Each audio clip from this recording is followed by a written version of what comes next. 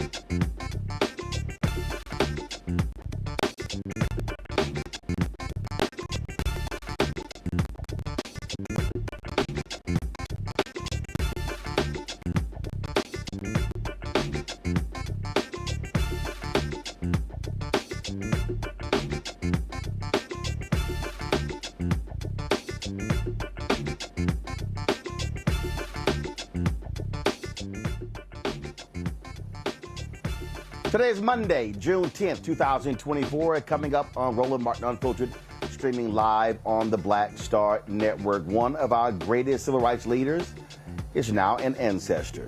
The Reverend James Lawson Jr. passed away today in Los Angeles at the age of 95. We'll take a look back at his phenomenal life. He is an extraordinary figure, an architect, the architect of the Nashville movement, a man who believed in the Gandhi principles of nonviolence, that he actually went to prison for refusing to enter the draft to go to war. He also was the man who called Dr. King to come to Memphis to stand with sanitation workers. We'll talk to folks who knew him. We'll also hear from him in several interviews that I conducted with him over the last several years. Folks, it is time to bring the funk. I'm Roland Martin Unfiltered, the Black Star Network. Let's go. He's got it. Whatever the miss, he's on it.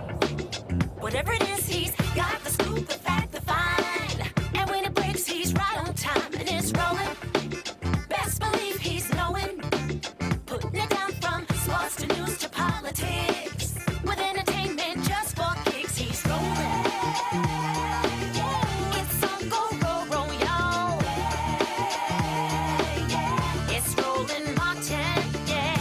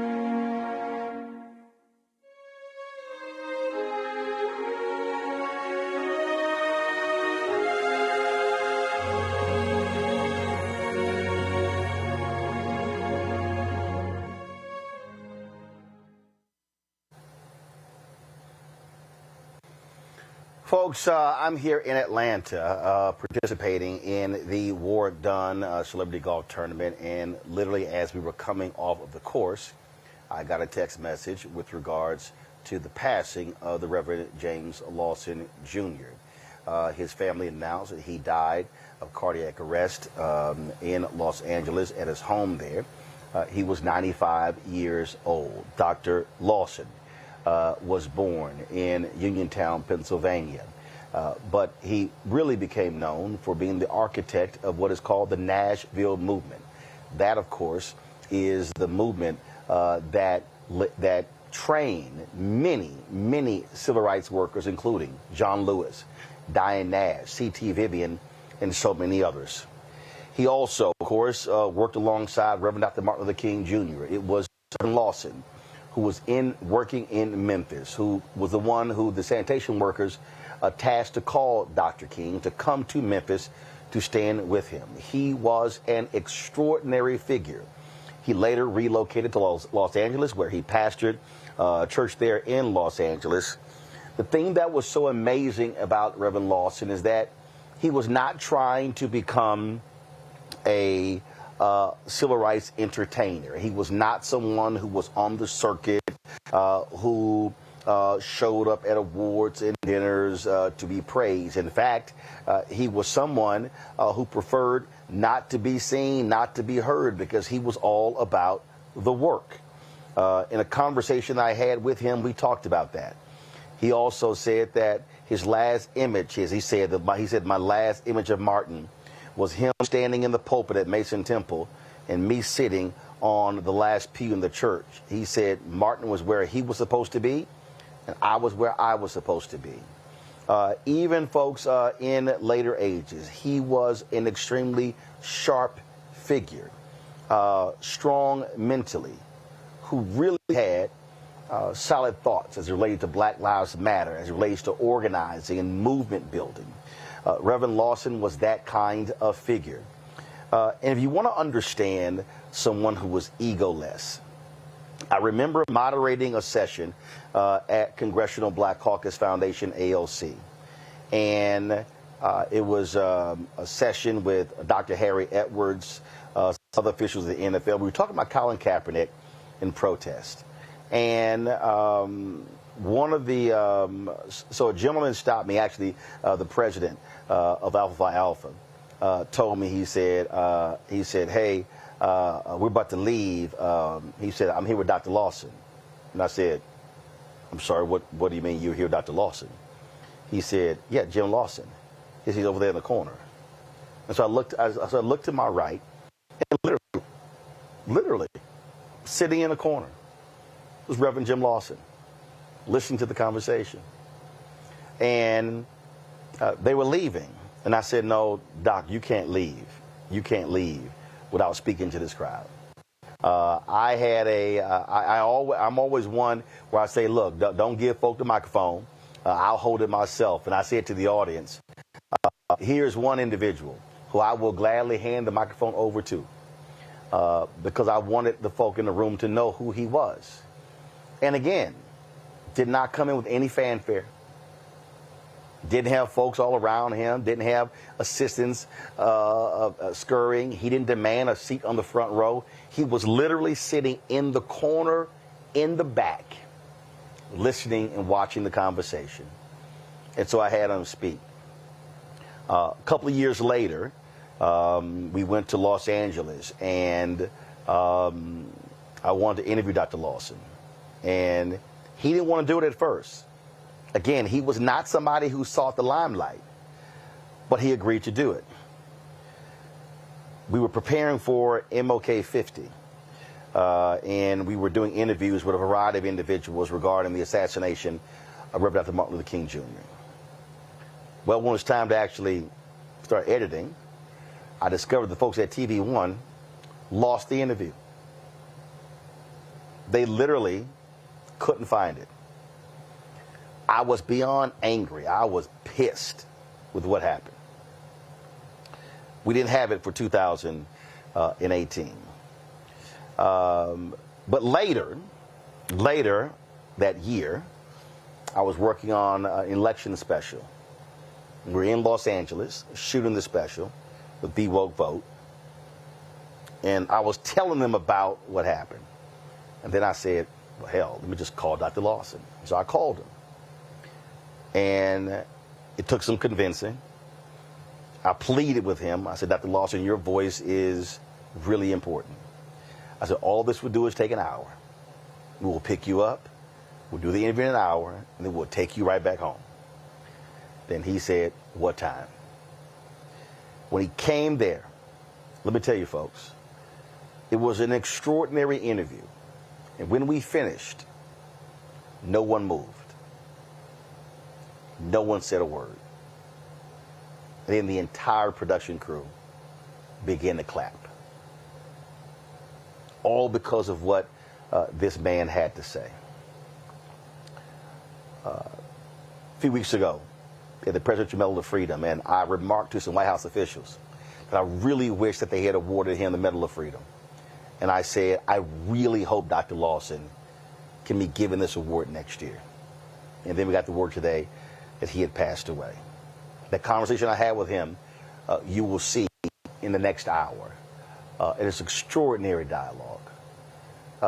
This man was so amazing. And he believed in nonviolence so much that when he was in seminary, he could have gotten a waiver not to go into the war because he was in seminary.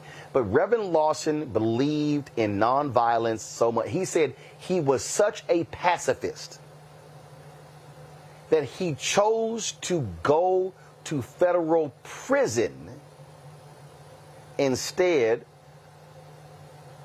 of using that waiver to get out of going to war. Extraordinary. Too many people don't know who he is. Too many people don't realize the work that he put in. But today we absolutely lost one of our greatest civil rights leaders, one of our greatest organizers and tacticians ever. A few weeks ago, he joined Mark Thompson on his show to talk about the war between Israel and what's happening in Gaza. Reverend Mark Thompson joins us right now. Mark, glad to have you on the show. He was 95 years old, but that brother was still sharp of mind with tremendous insight on present-day issues. Most certainly was, and thank you, Roland, for this tribute. As always, you are covering what we need you to cover, because this is a sacred day. James Lawson, if Dr. King was our modern-day Jesus, then James Lawson was our modern-day John the Baptist. He went to India before Dr. King. He did a lot of things before Dr. King, with Dr. King's full knowledge, to go and kind of make way for the one who would follow. He went to India. He studied Gandhi. Dr. King followed him there 2 years later. As you mentioned, he went to jail as a conscientious objector. He was an absolute, uncompromising proponent of nonviolent civil disobedience.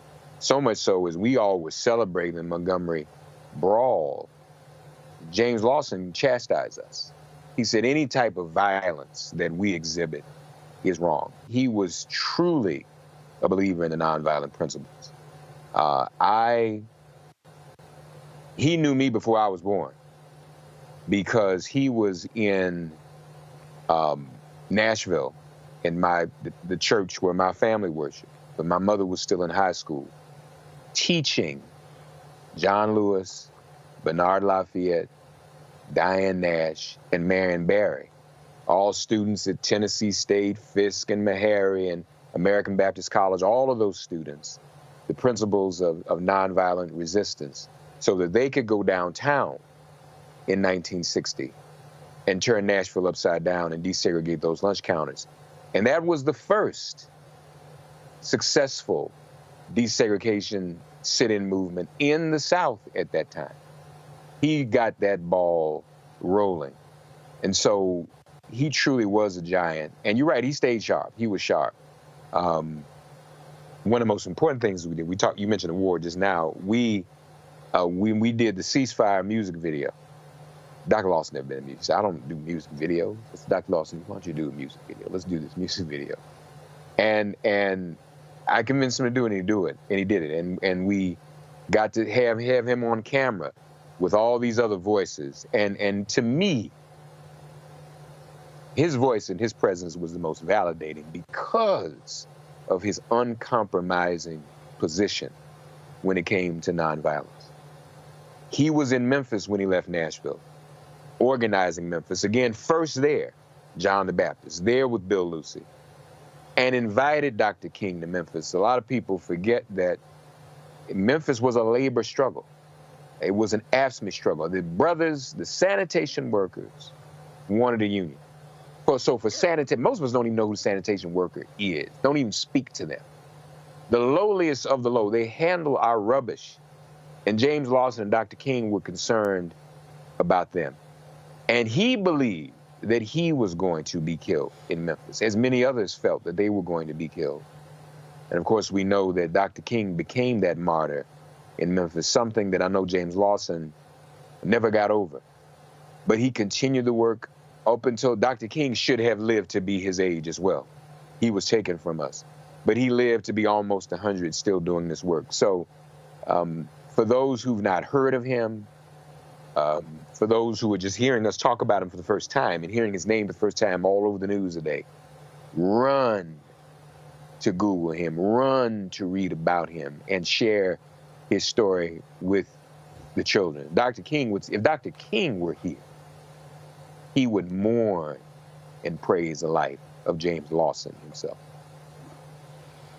Here's one of the things. So when I talked to him, Mark, he said something to me that it was and I keep using the word extraordinary, and I'm doing so for a reason.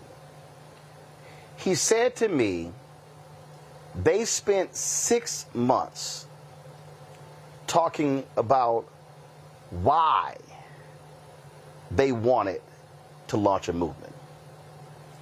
Then he said they spent 6 months discussing what they wanted to do. That's a year. Today, we'll call a meeting, and by the end of the meeting, we got an Instagram page, a website, we got a Zelle, PayPal, Venmo already created. And so what he was talking about was having this deep understanding of a commitment to movement building. And discipline and knowledge, because they studied.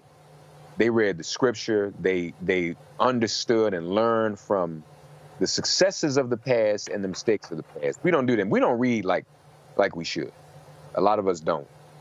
And we do just kind of jump out here. Now, there's a convenience and an expeditiousness to being able to jump out there and have the Instagram accounts and the social media accounts. But they had none of that. Marcus Garvey had 6 million members in his organization, and there was no social media, no internet. So it just shows what we were able to do. And to your point, Roland, we can run out here and do something quickly nowadays with social media helping us. But is it as effective as what they did when they did not have those resources? Can we boycott riding the bus for 400 days, but we have social media now?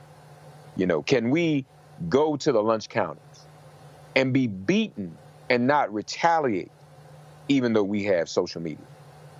If the sanitation work, the people who pick up our trash, the regular everyday people who make this little red wagon of America go, if they need us, can we drop what we're doing and organize a boycott and a march that is effective and wins their rights? But we have social media.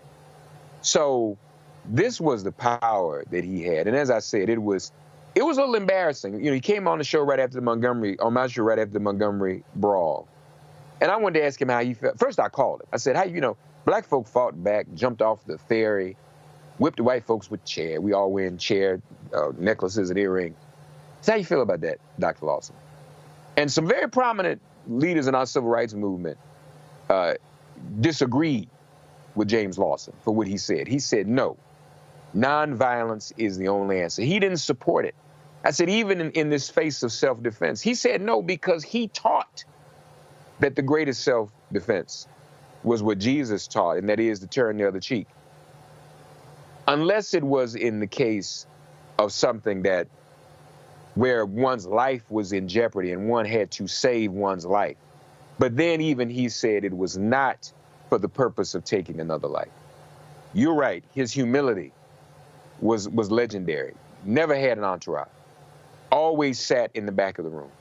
You kind of had to cajole him to the front and cajole him to the mic. And I think a lot of that humility had to do with his relationship with Dr. King and his service to Dr. King. You know, Dr. King was the same way. He was a very humble man. Very, very humble man. He could be in the room with folks like Mukasa Willie Ricks and others, and even at times Kwame Ture, calling him an Uncle Tom to his face. And Dr. King wouldn't even get upset. He'd still have them walk right beside him all the way from Sumner, Montgomery, saying, you know, Dr. King's acting like an Uncle Tom because of what we did in Selma. We had a turnaround Tuesday. And Dr. King would still stand with those people. He couldn't hurt him. You couldn't hurt James Lawson either. No weapon formed against him could ever prosper, and it never did. Joining us right now is Tennessee State Representative Justin Jones, who represents Nashville. Representative Jones, always glad to have you back on the show. Reverend James Lawson was fired, kicked out at Vanderbilt because of his civil rights work. He was later, years later, decades later, honored by them as a result of that. The Nashville movement does not get the attention that it rightly deserves. Obviously, people talk about the important work of Dr. King, but then you hear people talk about John Lewis and Diane Dash and C.T. Vivian and James Bevel and others, but they all went through the training of Reverend Jim Lawson. That's how huge of a figure he was. I mean, you know, another word I would use to describe Reverend Lawson is intergenerational. Just in April, myself, Ms. Nash, and Reverend Lawson did a panel here in Nashville honoring the anniversary of Nashville becoming the first Southern city to desegregate its lunch counters, and that was because of the brilliance, the strategy, the tactics of Reverend James Lawson. And I called Ms. Nash. That was the first person I called after I heard the news, and just spent about an hour talking about his role, his witness, his example in our lives. A lot of people don't realize that right after I was expelled last year, Reverend Lawson was one of the people who reached out and immediately, you know, said, we want to support you. We have this fellowship with this interfaith organization that we want to support you with so that you will be okay. And as somebody, even as I was a student at Vanderbilt dealing with a school that proclaimed one thing and acted another way, he's somebody who showed up and who spoke up and who helped guide me through that journey there. And so we don't honor Reverend Lawson enough. He definitely should have, you know, was long overdue to get a Presidential Medal of Freedom. Nashville must continue to uplift him because he's the reason why Dr. King came to Nashville and said, I came to Nashville not to bring inspiration, but to get inspiration from the movement that's happening here. And that movement was made possible by Reverend James Lawson, who in 1959 began training students at Fisk and Tennessee A&I and Meharry and American Baptist College in this life work of nonviolence. And even the civil rights movement, what we call the civil rights movement, Reverend Lawson said that it was not the civil rights movement because that makes it seem like it's finished. He called it the nonviolence movement in America and talked about how it continues today in challenging racism and sexism and militarism and what he termed plantation capitalism. And so that's how we honor his work, by continuing the struggle to which he gave his life, continuing to commit our lives, our hearts, our minds, our physical strength, our energy to those movements to dismantle the wickedness that he called out. And he really showed us that faith and justice are inseparable. And so that's how we honor the Reverend James Lawson as a new rising generation who's continuing that tradition, that legacy, that lineage of nonviolence as a form of resistance to evil that we see in our time right now. He was not someone who was also shy to speak his tongue. You heard Mark say there where he disagreed with how people reacted to the Montgomery brawl. I remember asking him, talking to him about Black Lives Matter, and he said that he had some advice for them as to how they were supposed to operate moving forward. So he was never shy about speaking his truth. No, he wasn't. And I'm sorry, Justin, go ahead. Were you going to say something? Oh, no, you go ahead, Mark. I was just going to say, I mean, that's absolutely true. I remember in 2020 when we were having protests in Nashville, and I talked to him about it. He went through a whole strategy conversation as to, what is the purpose of the protest? Is blocking streets getting people on your side? What is a more strategic way to bring more people to join you? What is the long-term vision? What is the goal, the clear, objectives of the movement? Like, he was very clear and very concise, and that's why he was an amazing teacher, a professor in this University of Nonviolence who really made us question and think about not just what was a flash in the pan moment, but how do we build a movement that sustains? And he also wasn't shy to call out power. I remember in Nashville when we named the street after John Lewis, he spoke at that anniversary, and it was a room full of politicians, and he asked our governor, does our governor have a hole in his soul, by the policies he's uplifting that are hurting people, Black people, workers, young people in our state in Tennessee. And so Reverend Lawson was somebody who had moral clarity and who was very committed and clear in what he believed and what he was sharing with us as an intergenerational, interfaith rising movement, challenging those systems that he called out. And making America live up to what it said in the Constitution. He was very clear in lifting up the language from the Constitution, Declaration of Independence, that he believed were promises that were never fulfilled, that we had to live and breathe life into here in this nation. And I just wanted to add, Roland, to build go ahead. On Justin's point of him being intergenerational, really transgenerational. You look at this young man, and that's not, that's specific. When he was in Clark Memorial United Methodist Church in Nashville, teaching John Lewis and Diane Nash and Bernard Lafayette and Marion Barry and others, my mother was there. She was in high school. 6 years later, I was born. I'm in that same church. 35 years later, maybe 40, Justin Jones is in Clark Memorial United Methodist Church. So here you have at least 3 or 4 generations of people in the same space whose lives have been touched and influenced by James Lawson. He was always relevant. And it's so important that Justin is here because we all know what Justin represents. He is this current generation of young people that we want to see pick up this torch and carry it. And for James Lawson to have touched him so personally and so closely, and for him to have drank from the cup of James Lawson's teaching and sat at his feet, we have a lot of hope for him, and we have a lot of hope for the generation that Justin is leading. And so we are so thankful for the life of James Lawson and the influence he's had on all these generations. Representative Jones, final comment.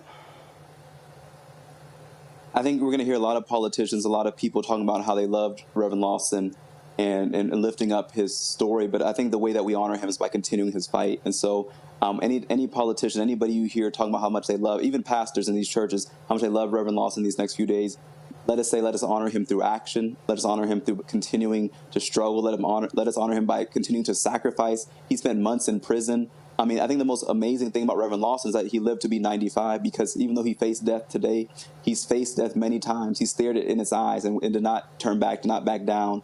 And so let's make sure that when people lift up the words of his life, let's make sure that they honor those words by breathing life of action into fighting for policy change and to change this nation. And that's how we honor the life, the legacy, the lineage, the light of this great giant of the movement who's left us today, but whose teachings will never leave us. Representative Justin Jones, we surely appreciate it. Thanks a lot. Reverend Mark Thompson, we appreciate it. Thanks as well. God bless. Right back, folks, as we pay tribute to the life and legacy of the Reverend James Lawson Jr., who passed away this morning at the age of 95. You're watching Roland Martin Unfiltered of the Black Star Network.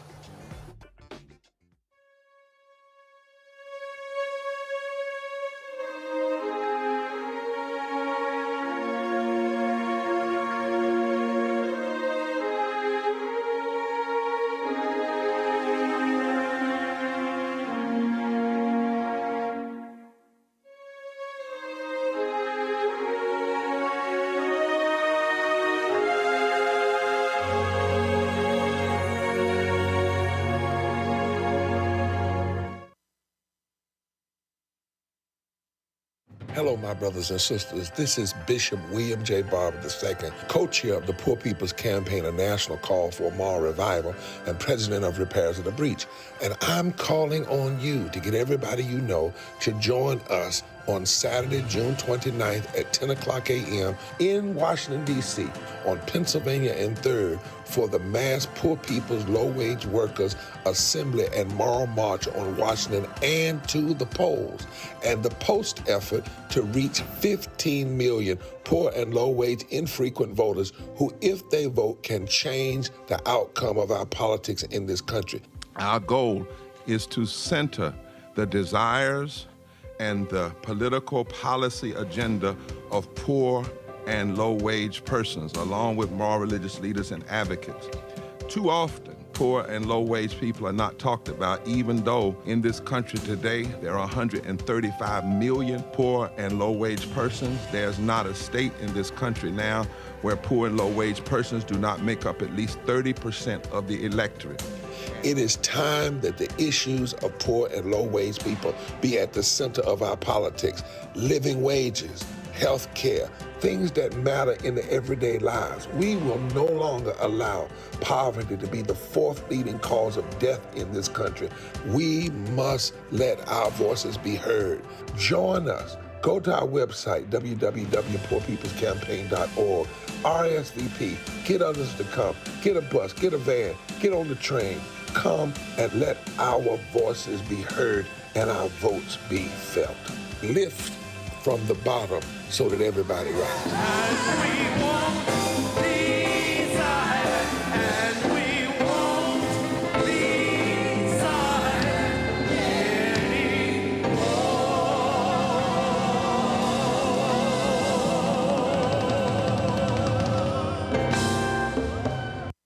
Hey, what's up, y'all? I'm Devon Frank. I'm Dr. Robin B., pharmacist and fitness coach, and you're watching Roland Martin Unfiltered.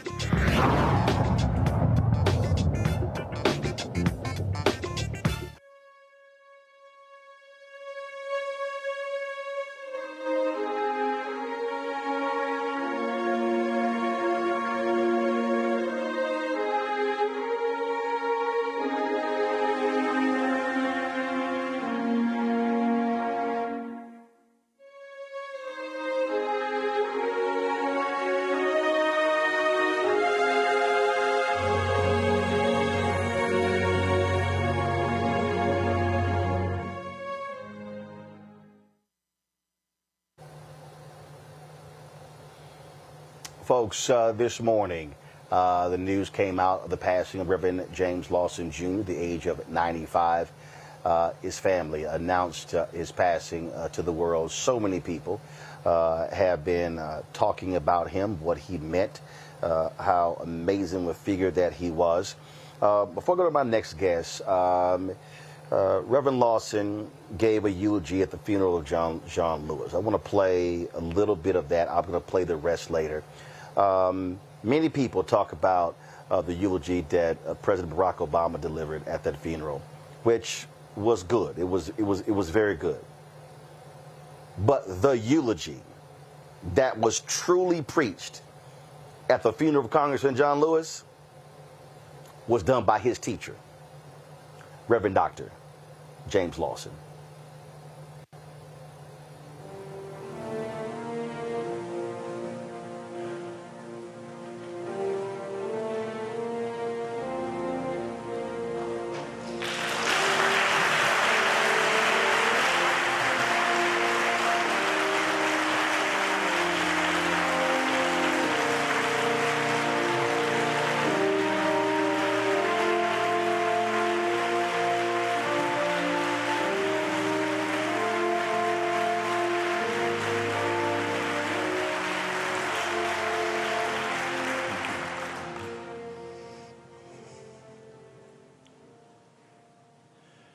Pastor, sisters and brothers, members of this Lewis family that so wonderfully nurtured John in love, and hope, and courage, and faith, and the rest of it.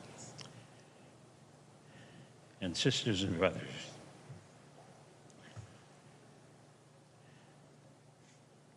Czesław Miłosz, a Polish Catholic poet, sets the tone, at least in part for me, as John Lewis has journeyed from the eternity of this extraordinary, mysterious human race into the eternity that none of us know very much about. When he wrote this poem called Meaning, when I die, I will see the lining of the world, the other side, beyond bird, mountain, sunset. The true meaning ready to be decoded. What never added up will now add up. What was incomprehensible will become comprehended. And if there is no lining to the world, if a thrush on a branch is not a sign, but just a thrush on a branch, if night and day make no sense following each other, and on this earth there is nothing but the earth, even if that is so, there will remain a word, wakened by the lips that perish, a tireless messenger who runs and runs through interstellar places, through revolving galaxies, and calls out and protests and screams. And I submit that John in that other eternity will be heard by us again and again, running through the galaxies, still proclaiming that we, the people of the USA, can one day live up to the full meaning of we hold these truths. Live up to the full meaning, we, the people of the USA, in order to perfect a more perfect union. John Lewis practiced not the politics that we call bipartisan. John Lewis practiced the politics that we, the people of the U.S., need more desperately than ever before, the politics of the Declaration of Independence, the politics of the preamble to the Constitution of the United States.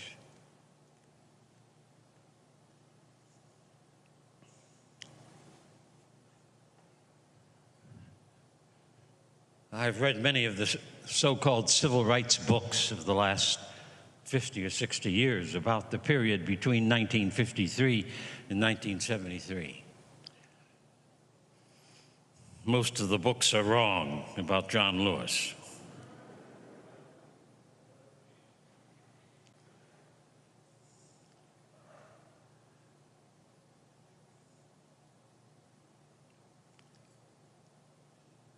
Most of the books are wrong about how John got engaged in the national campaign of 1959-60. This is the 60th year of the sit-in campaign, which swept into every state of the Union, largely manned by students because we recruited students, but put upon the map that the nonviolent struggle begun in Montgomery, Alabama, was not an accident, but as Martin King Jr. called it, Christian love has power that we have never tapped, and if we use it, we can transform not only our own lives, but we will transform the earth in which we live.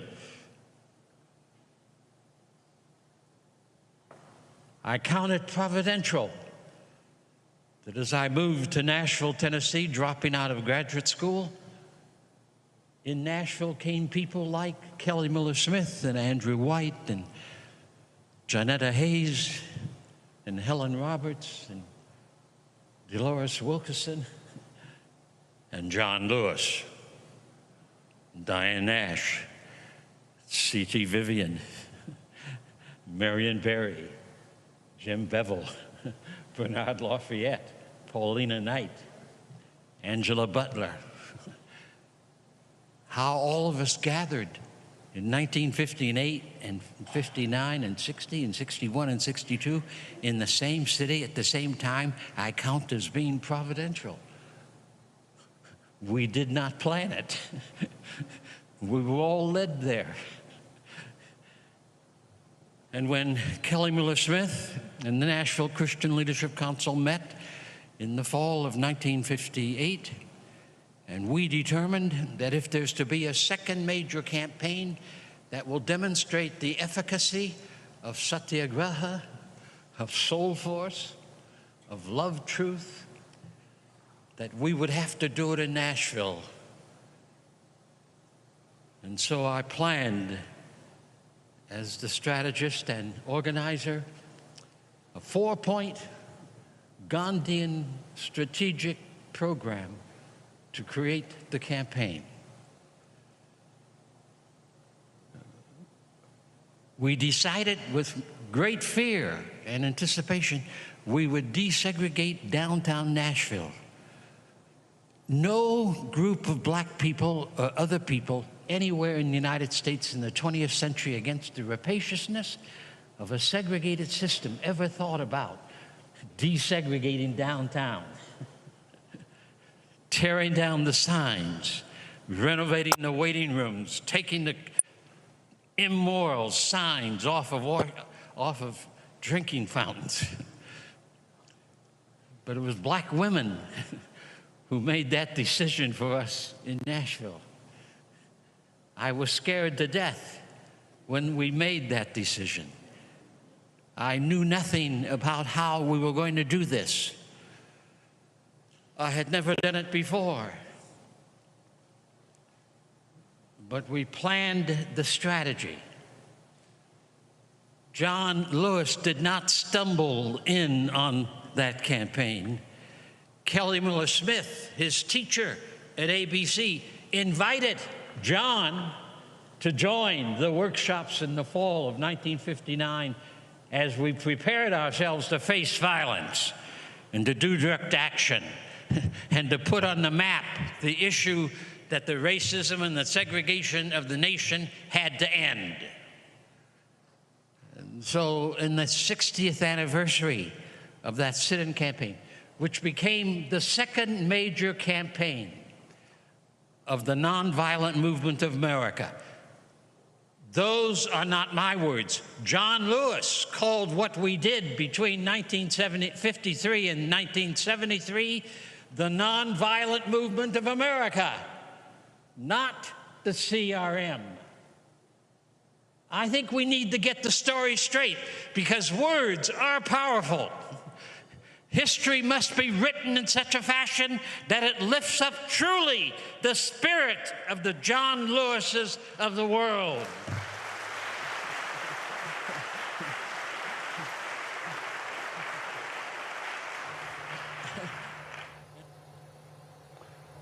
Folks, we're going to play the rest of that eulogy. Absolutely powerful. Listening to Reverend Jim Lawson. Joining us right now is someone who was trained in the Jim Lawson Institute, activist, labor leader, Tiffany Lofton. Tiffany, glad to have you back on the show. Just for folks who, and again, I see this all the time, he did the limelight. He wasn't trying to show up at all the events and getting pats on the back and he was not, that's not who he was.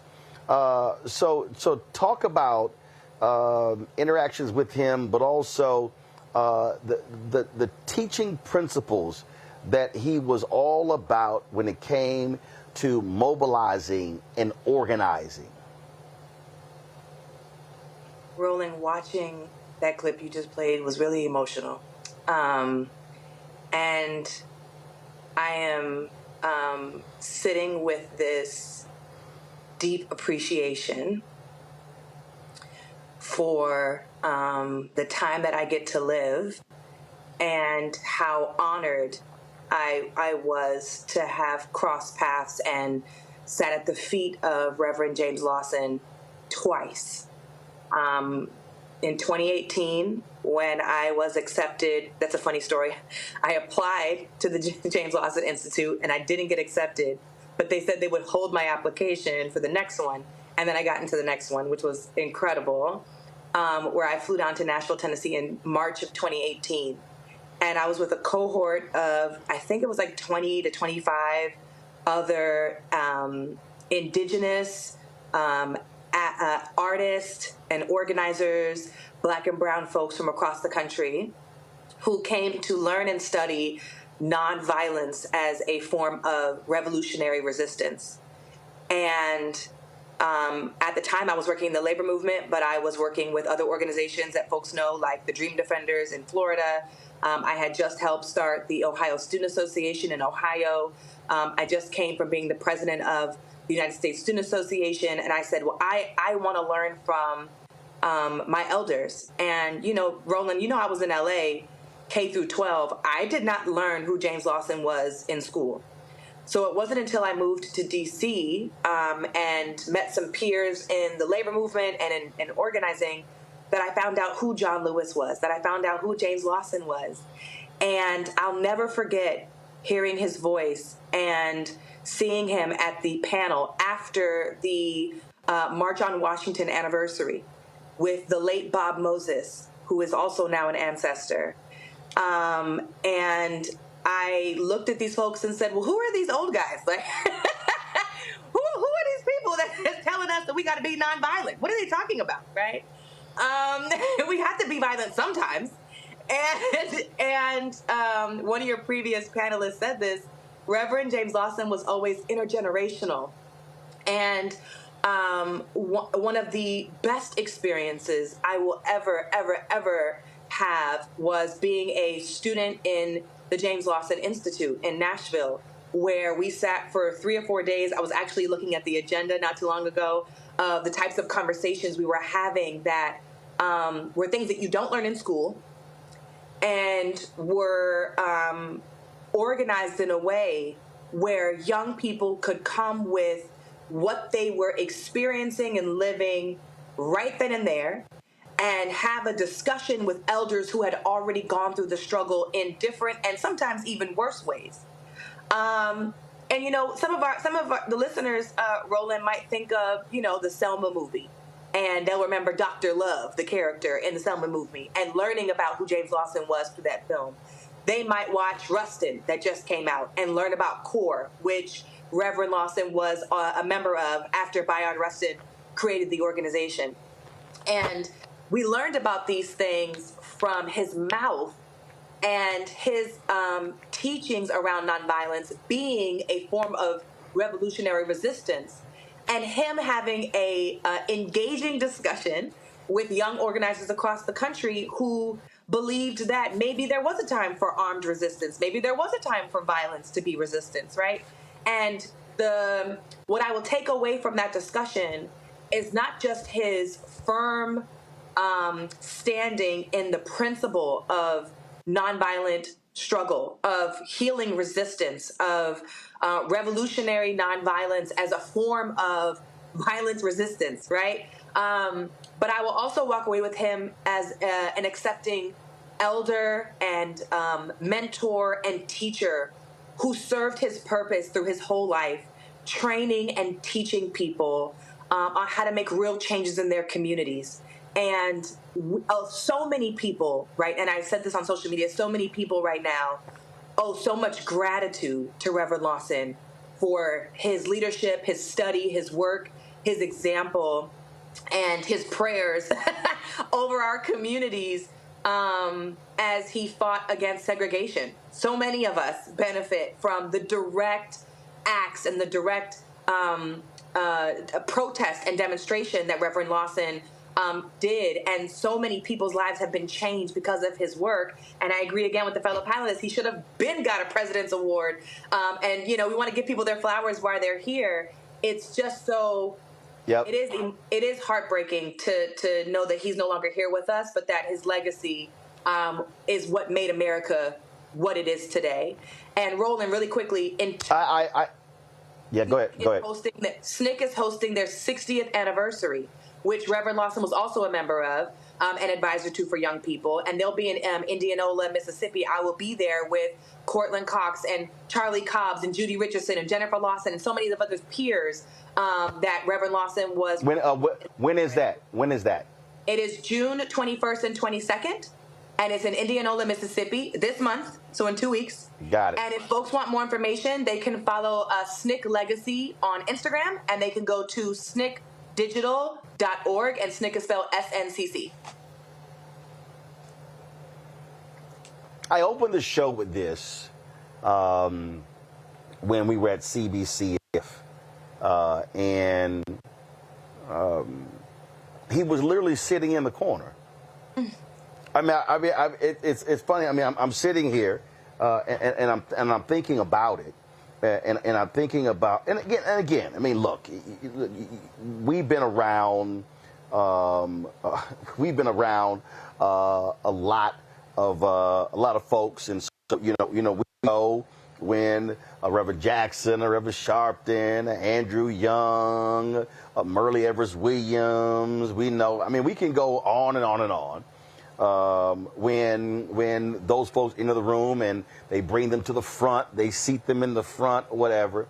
And it was, so I'm moderating the session. And again, Alpha President Dr. Everett Ward says, hey, he says, Frat, I'm about to leave. I'm here with Reverend Jim Lawson. And I went, where? He went, I said, Jim Lawson. Nashville moved with Jim Lawson. He's like, yeah. I'm like, where? He said, he over there. He was literally sitting in the corner, just watching and listening to the conversation. And that's the kind. And so then when I interviewed him, he said, because what happened was he promised his wife that he would always be home at dinner at 6 o'clock to eat with the family. That's why he wasn't at the Lorraine Motel when King was assassinated, the p.m. Memphis time. And so when I interviewed him, he said, my last image of Martin was he was in the pulpit, and I was on the last row at Mason Temple, and he said where he was supposed to be, and I was where I was supposed to be. And that statement is so profound because he understood everybody's not meant to be in the pulpit. In the pulpit, he's got to have somebody who's a Lawson, who's satisfied with not being center staged. That's right. We don't have a lot of civil rights leaders like that now, Roland. There are a lot of folks who want to be in the front. There's a lot of folks who want to be in the pulpit, and they get mad when other people are in the pulpit. And I too have been in spaces where Reverend Lawson was there and just had, like I said, he was so intergenerational, but he was always creating space. And he wasn't somebody who walked, in my experience, he wasn't somebody who walked in the room and said, I know everything and I won civil rights like this and this is how y'all need to do it. He walked in the room and said, what's going on? Let me listen to what other people have to say. And went and studied in India, came back and gave us the philosophy, the theology, the experience. It was a gift to have his expertise and his experience and his critique and his study of nonviolent organizing. And, there's so much happening now across the world that we could talk about forever, which I won't, on how Reverend Lawson is currently influencing protests that are happening around America right now. And some people don't even know where they got it from. It came from Reverend James Lawson. But like you said, there's his spirit when he was here was one of purpose. He was so grounded in who he was and what his mission was. And it feels it's such a loss to have him transition at this time. But may we all live in the example of being humbled and walking around with humility so that we can help support and train the next wave of change that happens in this country. Tiffany, certainly appreciate it. Thanks for sharing your thoughts about Reverend Dr. James Lawson. Yes, sir. Thanks, Roland. Folks, here is the rest of the eulogy that Reverend Lawson delivered at the funeral of Congressman John Lewis here in Atlanta just a few years ago. That's why I've chosen just to say a few words about it. Kelly Miller Smith invited John Lewis. I met a Fisk student who told me about a student from Chicago who wanted to do something about those vicious signs. I said, invite Diane Nash to the workshop in September because we're going to do something about those signs. I pushed this hard. Now, John Lewis had no choice in the matter. You should understand that. Because all the stories we've heard this morning of John becoming a preacher, preaching to the chickens and other sorts of things, becoming ordained as a Baptist minister.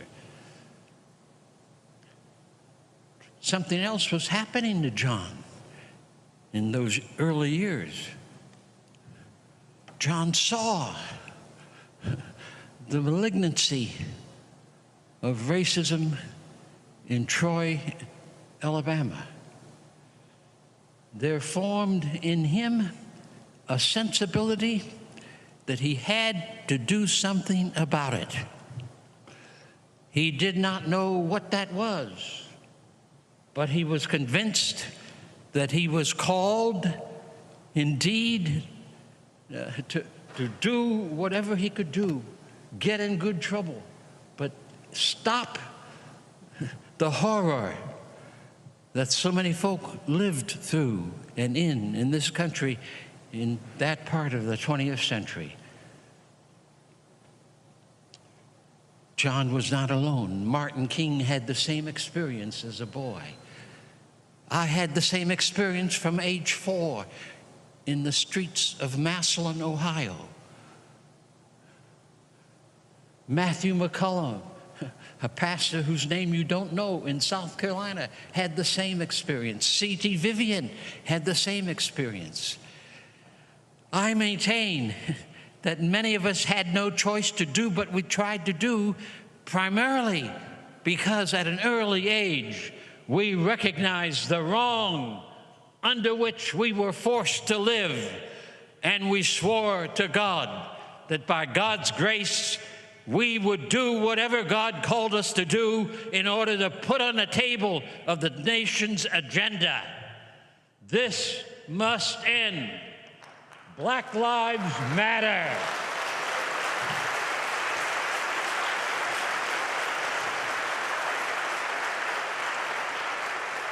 And so between 1953 and 1973, we had major campaigns year after year, thousands of demonstrations across the nation that supported it.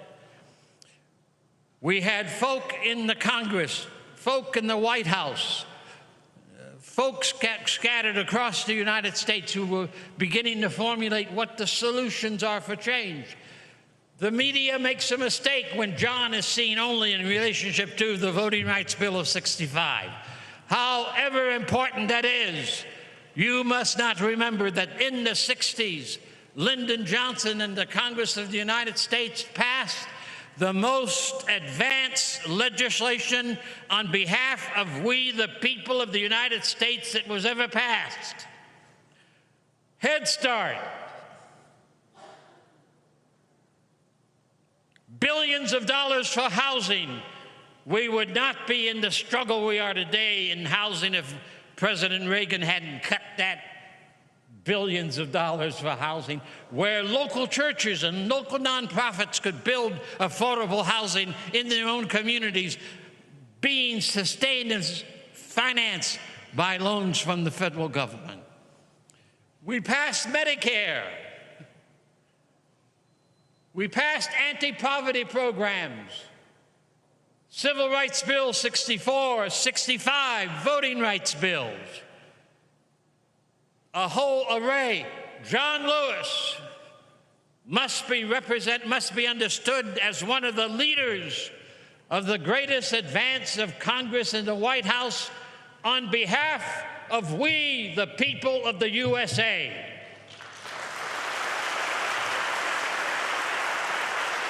We do not need bipartisan politics if we're going to celebrate the life of John Lewis. We need the Constitution to come alive. We hold these truths to be self-evident. We need the Congress and the presidents to work unfalteringly on behalf of every boy and every girl, so that every baby born on these shores will have access to the tree of life. That's the only way to honor John Robert Lewis. No other way. Let all of us in this service today, let all the people of the USA determine that we will not be quiet as long as any child dies in the first year of life in the United States.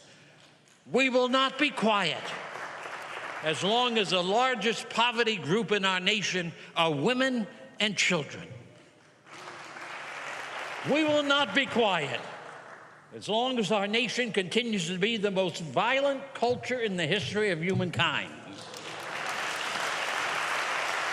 We will not be quiet as long as our economy is shaped not by freedom, but by plantation capitalism that continues to cause domination and control rather than access and liberty and equality for all.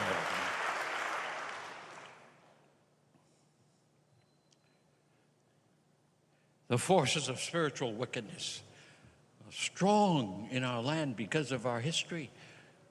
We have not created them. John Lewis did not create them. We inherited them. But it's our task to see those spiritual forces. I've named them: racism, sexism, violence, plantation capitalism. Those poisons still dominate far too many of us in many different ways. John's life was a singular journey from birth through the campaigns in the South, through Congress, to get us to see that these forces of wickedness must be resisted. Do not let our own hearts drink any of that poison.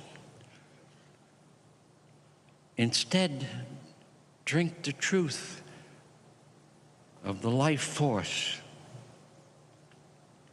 If we would honor and celebrate John Lewis's life, let us then recommit our souls, our minds, our hearts, our bodies, our strength to the continuing journey to dismantle the wrong in our midst,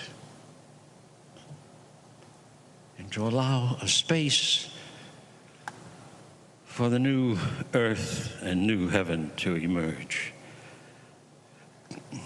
I close with this poem from Langston Hughes, which is a kind of a sign and symbol of what John Lewis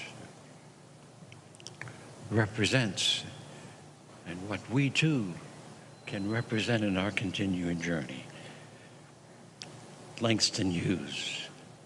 I dream a world where no human, no other human will scorn, where love will bless the earth and peace its paths adorn. I dream a dream where all will know sweet freedom's way, where greed no longer saps the soul, nor avarice blights our day. A world I dream where black and white and yellow and blue and green and red and brown, whatever your race may be, will share the bounties of the earth. And every woman and man and boy and girl is free. Where wretchedness hangs its head and joy, like a pearl, attends the need of all humankind. Of such a world I dream. Celebrate life, dream and labor for an Atlanta and Los Angeles and the United States and a world. That is to celebrate the spirit and the heart and the mind and soul of John Lewis, and to walk with him through the galaxies, seeking equality, liberty, justice, and the beloved community for all. Thank you.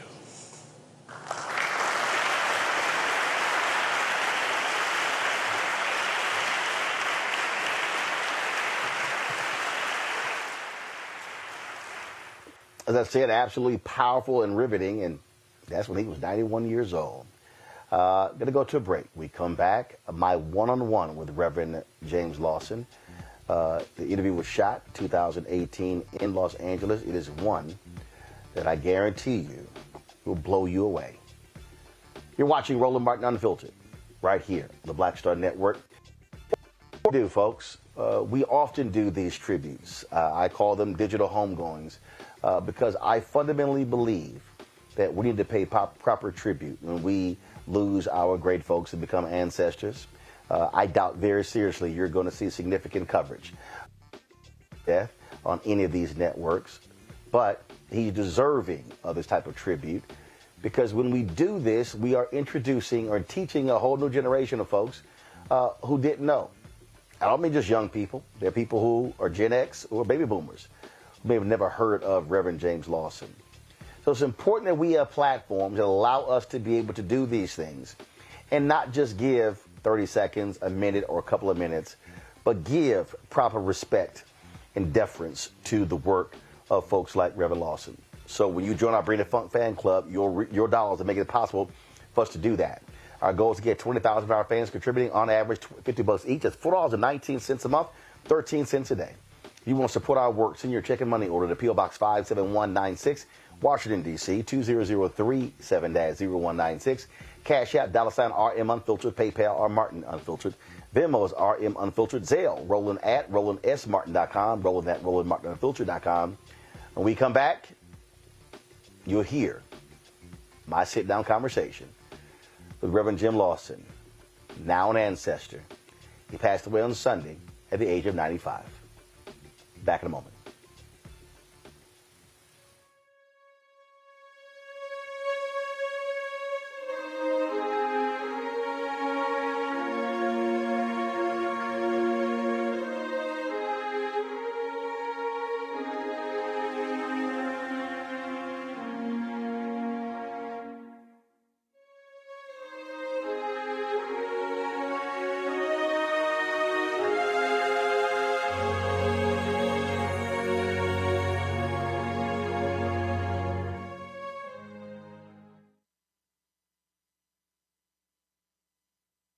When you talk about blackness and what happens in black culture, we're about covering these things that matter to us, speaking to our issues and concerns. This is a genuine people-powered movement. There's a lot of stuff that we're not getting. You get it, and you spread the word. We wish to plead our own cause too long have others spoken for us. We cannot tell our own story if we can't pay for it. This is about covering us. Invest in black-owned media. Your dollars matter.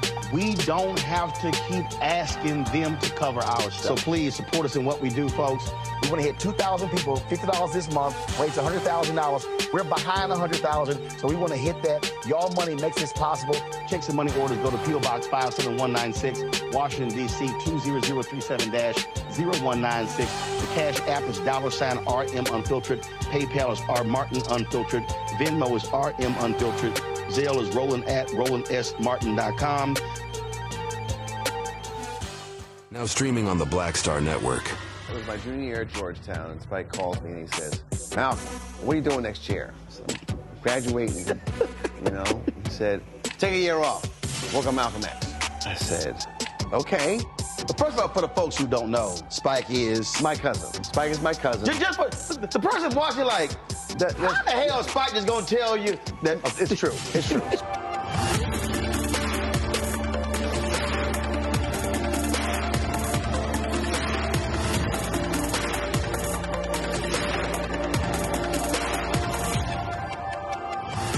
What's up, everybody? It's your girl, Latasha from the A. And you're watching Roland Martin Unfiltered.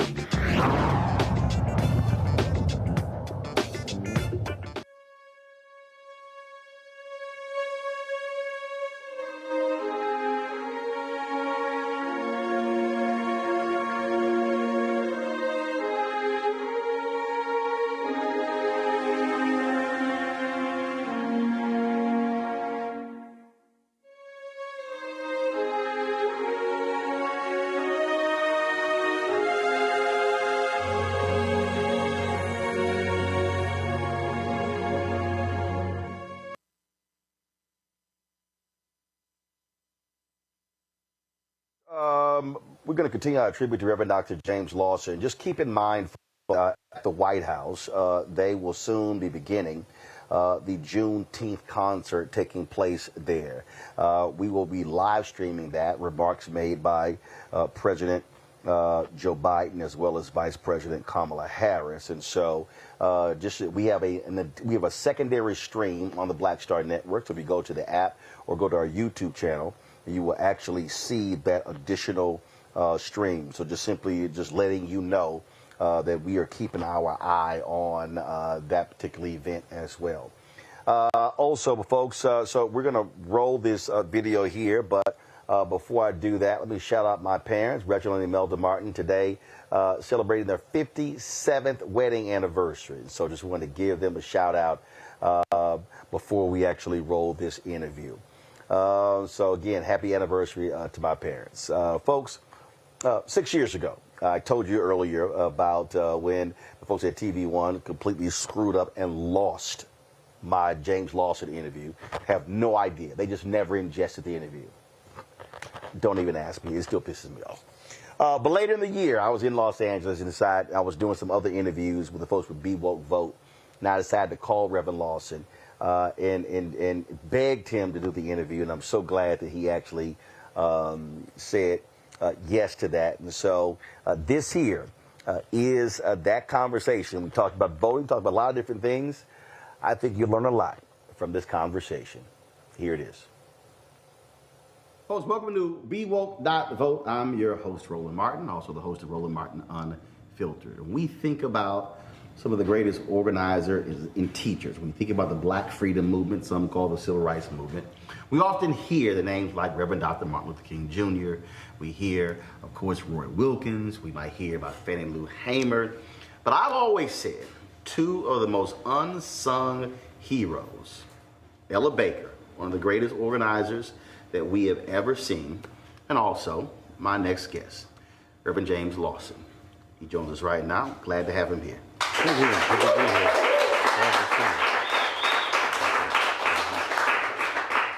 So I was having a conversation with Omar, who's working behind that wall right there.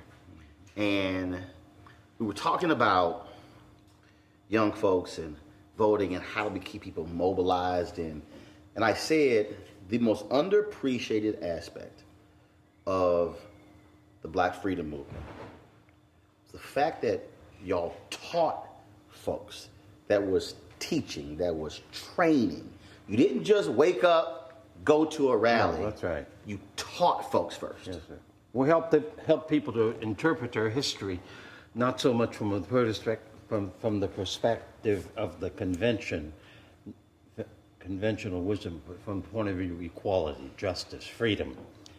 That they were human beings. They had the greatest gift of life, and that they had to cultivate that gift in every respect: heart, soul, mind, strength, capacity to be alive, and to be human, and to act together. So we mobilized many people. Congressman John Lewis is a consequence of that work that I began in 1958-59 in Nashville, Tennessee. We help people to prepare for the short-term direct action, nonviolent direct action, as that movement emerged. But we also help prepare people for the long run of their lives and for the quality of their lives. And of course, a significant part of that was the fact that as a human being, you can stay awake, you can be alive, you can love, you can serve, you can dissolve injustice in yourself and outside yourself, and you can keep at it with your neighbors and with other people. So that movement was the greatest movement America had from 1775, I'm going to say, to 1955 and beyond. The 1955 20th century rendition of it was the greatest movement in modern times. You call it, though, when I last talked to you, you have your own name for it. Other people call it the Civil Rights Movement. They might call it the Black Freedom Movement. Yeah. But you invoke Rosa Parks in it. Yes, I call the main energy of that period the Rosa Parks, Martin Luther King Jr. Nonviolent Movement of America. Or I call it the Rosa Parks, Martin King Campaign for Equality and Justice, rather than calling it the Civil Rights Movement. Why? Because in a society of male domination and chauvinism, in a society where there's been for 400 years so much sexism and racism, so much economic cruelty and oppression, the American people do not have choices. The conventional perspective of history excludes too much of the history of cruelty. James Baldwin spoke about the bloody catalog of our history. That bloody catalog is more influential today in many, many people than any other facet of American history. And it's blind, it is invisible, it's unseen, and therefore many people yield to it. The 53 million white women who voted for Trump in the last presidential election were yielding to those dark forces that are invisible, but are visible if we want to make them visible. And so our movement sought to make those forces visible so that we could see them, and then we could dissolve them. We could fight back, we could resist, we could create an alternative vision of what we can become. I've had people tell me, dude, why do you keep focusing on the teaching and the training? I interviewed Dorothy Cotton leading up to MLK 50. And it was her last sit-down interview before she passed away. And her job, she had the most important job at SCLC. That's right. And in her book, she writes about it. She said the people who wanted to come into the SCLC, they had to come into my classes. We had to assess where they were mentally. She said, take out all of that other stuff that was in their head. That's right. She said, reprogram their brains and then send them out. And when I see what Reverend Dr. William Barber is doing, every time he and I talk, he said, we're not having rallies, we're having trainings. We're having workshops. He said, we're teaching people because people don't quite understand what is required to actually create lasting change. In the first instance, they do not, I'll say it another way. In many cases, people growing up in the United States, birthed and raised here, do not understand that in the first instance, the gift of life is the greatest gift that we have. it is given to us. That's what the Declaration of Independence says. We hold these truths to be self-evident, that all are created equal, that all are endowed with the unalienable rights of life, liberty, among which are life, liberty, and the pursuit of happiness. Well, that's never taught. That's not in the conventional conversations that people engaged in around the country. In an election year like this year of 2018, that's not either in the surface or in the headlines. It's nowhere in the conversation, in the discussion of Supreme Court and the Supreme Court justice who was recently elected to it. So people don't know that that's the heart and foundation of how this country came to be. In that sense, we were very, very unique as a people. Even though from the beginning, 1776, blacks were excluded, Indians were excluded, people who had no property were excluded, women were excluded. Because that whole idea was not an idea that this is our reality. That idea was we're going to create a country in which that ideal is the paramount feature of how we organize ourselves, economically and politically. That's a very, very different kind of scheme. You were a university professor dealing with young people in the Nashville movement. No, I was a pastor. I'm sorry. At first, I was a full-time organizer in the emerging nonviolent movement, teaching people the philosophy and the theory and the tactic of nonviolence. So, for an example, the Little Rock Nine, 1957, 58, 59. They were told by the lawyers and the NAACP and the white school board in Little Rock that if you get hit, you cannot hit back. If you get lots of terrible cussing at yourself and so forth, you may not cuss back. And that was a dominant pattern in those desegregation processes. So I tried to help them understand that what they were really being told was not to not fight back, but to fight back with dignity, to fight back with courage, to fight back with compassion. Do not allow the hostility to make you sick as a human being, but allow the hostility to be used that you conquer it and can live through it and work through it and become yourself a stronger person than you ever imagined possible. And you had to confront that when it came to the war.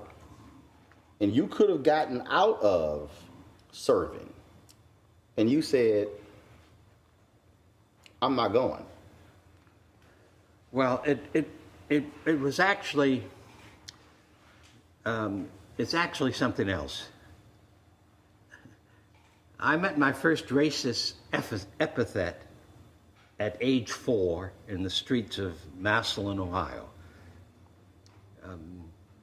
And I struck out and began to fight that white boy who lived in my neighborhood. We were playmates, but he was being taught that poison. That whole experience had made me aware of the fact that I was called to be a human being and that names and all could not destroy me, but that they had to be resisted in order to be changed.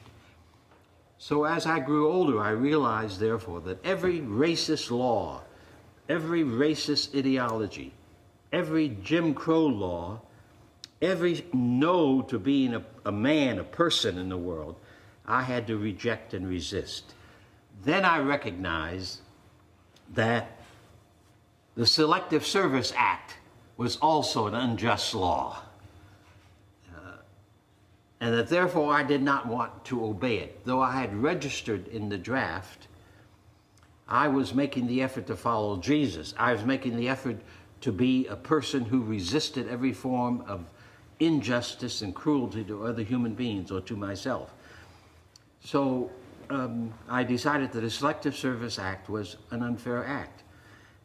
Now, this later was confirmed in 1960 when in Memphis, as a pastor of a large congregation, I had 4 to 6 young black men who were college students who were not exempted by the white draft boards, but drafted. A student could be exempted. Paige Parker and others in my congregation were not exempted. So the death rate in Vietnam, in Memphis City, was 50% white boys, 50% black boys. Though white was the majority community. The same thing went on all across the country. Few people were aware of that. But that's how unfair and unjust selective service acts were. So I simply said I would not cooperate with that. 67, then But you Muhammad Ali. could have got a waiver. Huh? But you could have got out I of could that. have gotten out of it, of course. But that's not the way of the conscience. The way of conscience is to walk through the issues that are unfair and unjust and to deal with them to the best of your ability. And you paid for it. Yeah, I went to prison for 13 months, federal prison. That's correct. At age 21, 22. Did you Interfered have with my college degree. Did you have relatives or professors or friends saying, Oh, yeah. James, what are you doing? No, I had. Man, you can get out. What are you doing? Well, not my close friends, not my younger brothers, not my father or mother. My family supported me thoroughly and firmly, and a number of friends in college also were in my camp and understood that it was in a way, this is what we're asking people to do in this election. You have to develop a conscience in which you know that voting and participating in resisting the wrong in your society is a part of the price you pay for the gift of life that you have received from the universe. That's part of the gift. And so you have to deal with that. And in the United States, we've made things so easy because we pretend we've been exceptional. We haven't had a hard struggle that the Indians didn't get decimated from maybe 11 million to less than 2 million in 200 years, or that we did not have endless wars with the Indian peoples across this nation. We've pretended all of that's hidden. But the reality is that that was invisible to some. And white political philosophers, and I also think white media people, white professors, leave that history out of the public mix so that many ordinary citizens do not know the price that has been paid by other people for them having the opportunities and access that we do have today. That's part of the reality of conventional thinking. Earlier this year, we were in Memphis for MLK 50. That's right. Mm-hmm.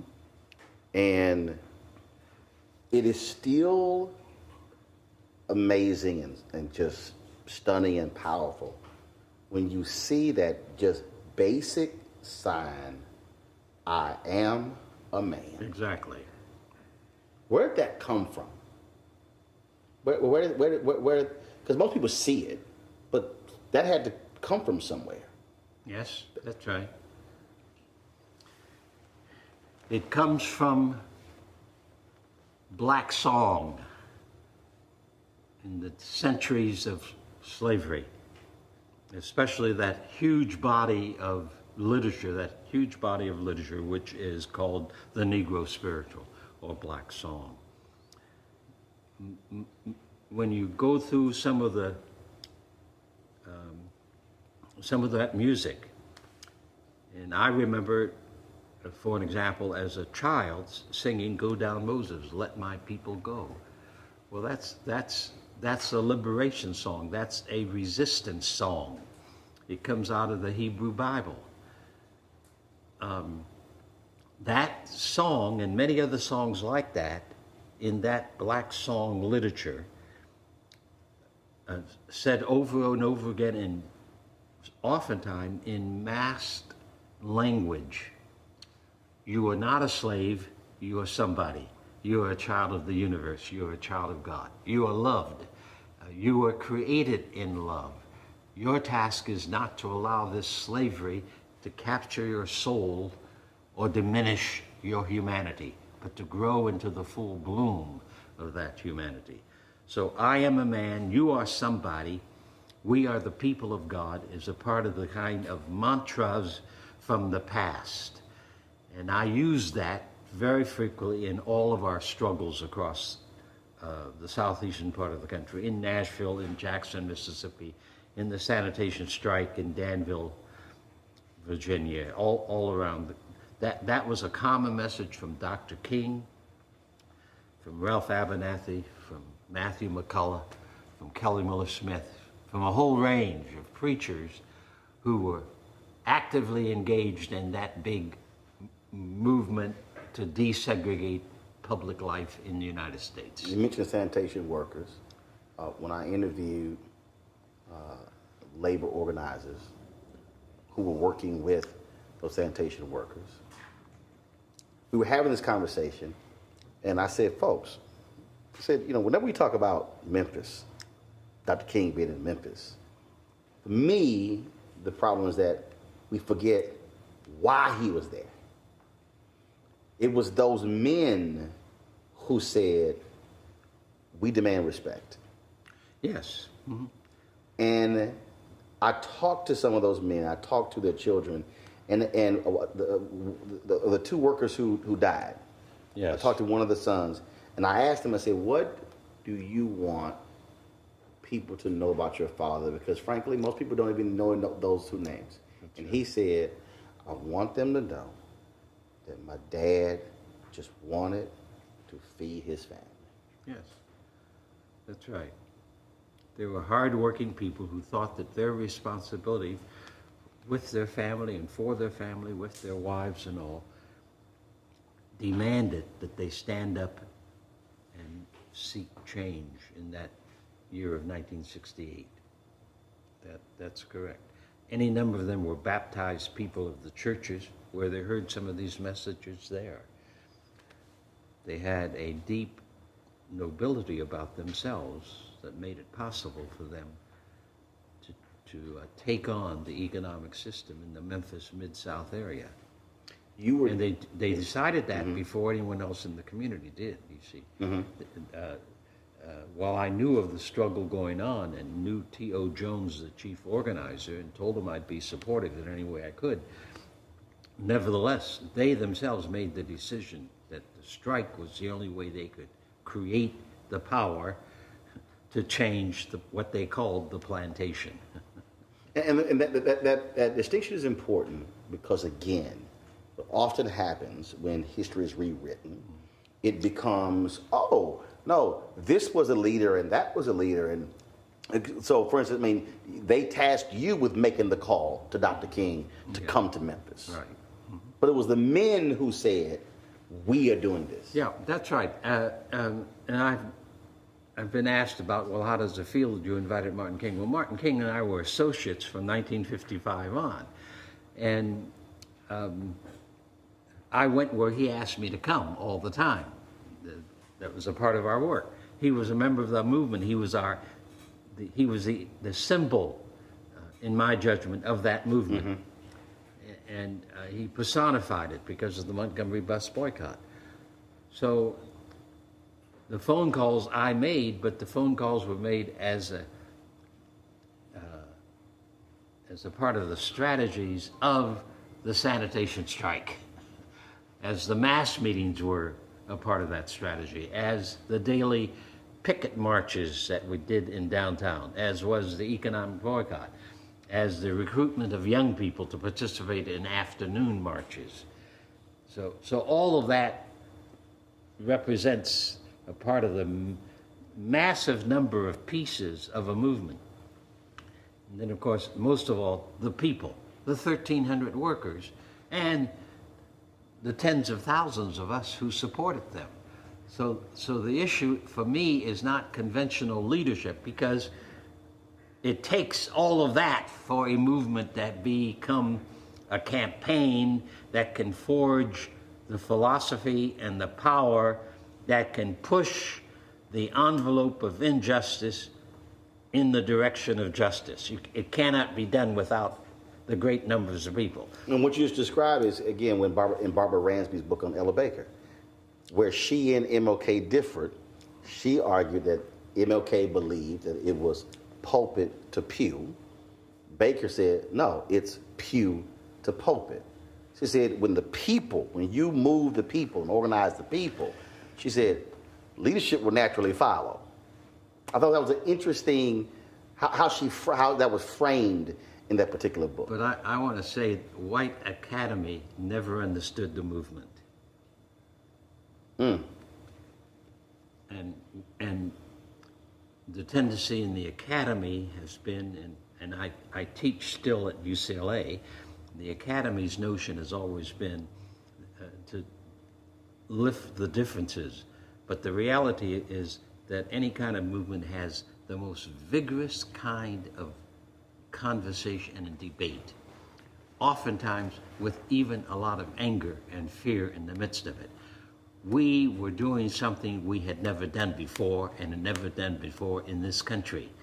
We were publicly, through direct action, challenging the hostility and the segregation signs, laws, and customs and attitudes. That had never been done before. So we were doing work that we did not know how to do, except we had a passion for the sense that this was cruelty and crude. And as Martin King, of course, also reminded us, it was contrary to the Declaration of Independence. It was contrary to the Constitution of the United States. So it had to be resisted.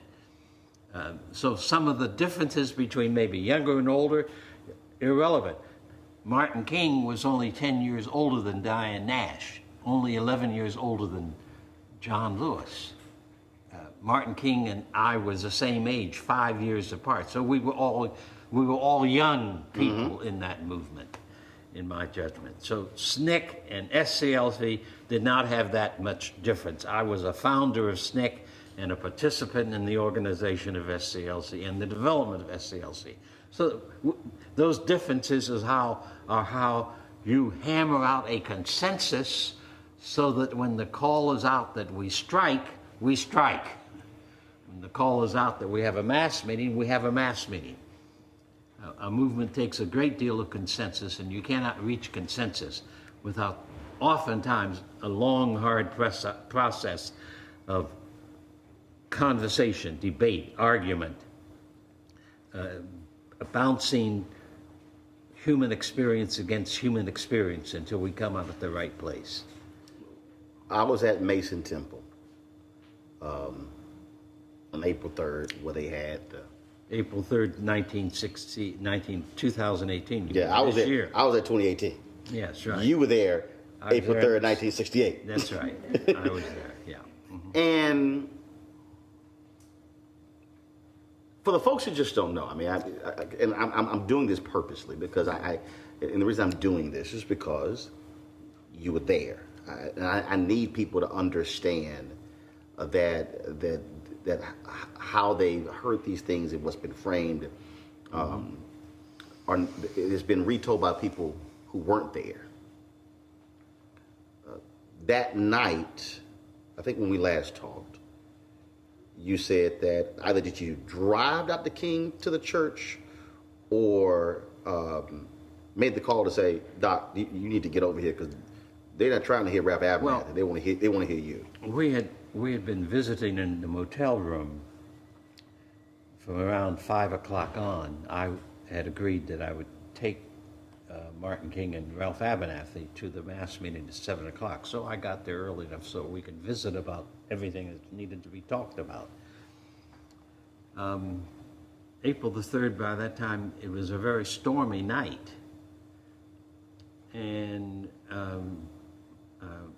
my colleague, Martin King, was of the mind that no one would show up. And he's always fairly tired. His energy and passion for the work is what very often gave him the drive that he had. So he begged off going, and the three of us finally agreed that Ralph Abernathy and I would drive on to the Mason Temple. That if we felt that King needed to come, we would call back, which is what happened. There were several thousand people there. Well, one of the interesting things about Memphis is that it was the first major campaign we had anywhere in the South where we had an auditorium that we could use that could seat 8,000 people. Sometimes, as in Birmingham and Nashville, we would have 4 or 5 meetings in 4 or 5 different churches, and some of us would make each church and maybe finish up at 1 o'clock in the morning. King did this all the time in our meetings. So here, the Church of God in Christ had this sizable temple that seated 8,000 people, and people standing would fill it to somewhere between 10,000, 12,000 people. So he expected it to be empty with all that rain, whereas we were in the midst of really a very remarkable struggle that had massive support from black people and a few people, white people of goodwill. And so we were there in large numbers. When Ralph and I got there, the church was already filling up, the temple was already filling up. And so as soon as we called King, he came on over there, because he was one of the reasons people were there, to hear him and to be with him. It drives me crazy when I only hear people play the last 2.5 minutes of that sermon. Of that speech, yeah. And I tell people, I say, yo, that's a 43-minute and 16-second amazing sermon, speech, lesson, lecture. Yeah, absolutely, sure. When you were sitting there, did you understand how major this was, just listening to it? Because obviously, we've gone our own history, but sitting there, were you going, this is an amazing speech, sermon? Yeah. Yes, it was one of his best, and I heard that, but I was also chair of the strategy and of the work. You were working? Yes, and so I kept getting phone calls and people coming up to the dais and saying, somebody insists that you have to come back here and talk. And so I finally left the dais and sat down at the bottom of the aisle of where the public phone was, so that I wouldn't have to keep running back and forth. The other thing that was operative was a storm, and this building had a tin roof, and so the rain was battering that roof, and the wind was blowing, and the rafters were bouncing against the tin. So you hear all of this, but in the midst of that, this sizable crowd of people are in harmony with one another. We know that we have a task to do and that we're in the middle of it. And in the midst of that, King is speaking. So it's an astonishing evening. I've never forgotten it. I sat on those steps in some degree of awe and amazement as I saw this space and this crowd of people. So the setting itself was rather extraordinary. April 4th. April 3rd. No, I got April 3rd. April 3rd, yeah. But April 4th. Yeah. None of us, of course, knew that the next day would be the assassination. Martin King always talked about the fact that he would be shot down in the streets of the nation in the midst of this campaign. He started talking to us about that actually with the assassination of John F. Kennedy in November of '63. Were it not for a promise you made to your wife, you probably would have been on that balcony. Well, who knows? Yeah. But y'all were meeting, y'all. I mean, all those different. Well, as a family, we try to eat dinner together each night. So. And you told me, you said, yeah, I'll be home by 6. That's right. We agreed 6 o'clock dinner, and so I was on my way home. I was in the kitchen with Dorothy when we heard the news over a television set that Dr. King had been shot. At 6:01. No, I just left him, not too long before that. I was stunned when you said, we immediately went back to work, that you did not really grieve until July. You said it was the work. That's right. Yes, that's right. Well, in the midst, like these terrible times in which we live, doing creative work on behalf of truth and justice, on behalf of people, on behalf of the wonder of life, on behalf of dissolving sexism and racism, doing work is one of the best ways for us to grieve. So I recognize that as a pastor, as a religious person. So yes, 9 o'clock Friday morning, we marched. And I worked through the night to be sure that we were going to be there. We're trying to get folks, not just to vote. Right, that's right. But to get them to understand that voting is a process. But what you must do after the election is over is this. So voting is the end of one process, then after the election is the beginning of another process. Voting is but one tactic that comes ever so often. In between, we have to be people deeply engaged in being informed about what our situation is, what the situation of our neighbors is, be concerned for racism, for economic injustice, for working families. So if we stay informed in a daily way, in our own neighborhood, in our own family, and around the community, then the voting becomes a major step that we're more than eager to go ahead and do it well.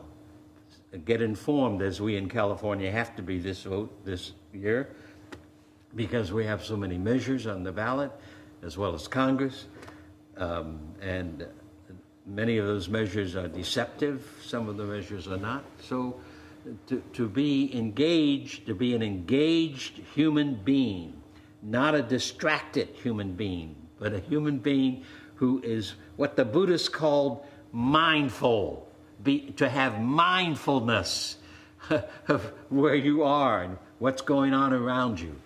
This is one of our major problems. We have a Congress that almost is unaware of the plight of 325 million people in this country. They do not know us.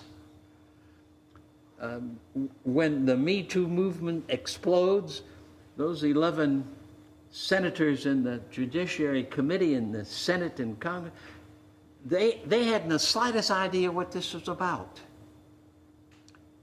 If they knew their country, they would know that second-class citizenship for women and using women as objects for sex has been a long time form of oppression in this country and elsewhere. They would have known of the rape of Indian women, of the rape of slave women.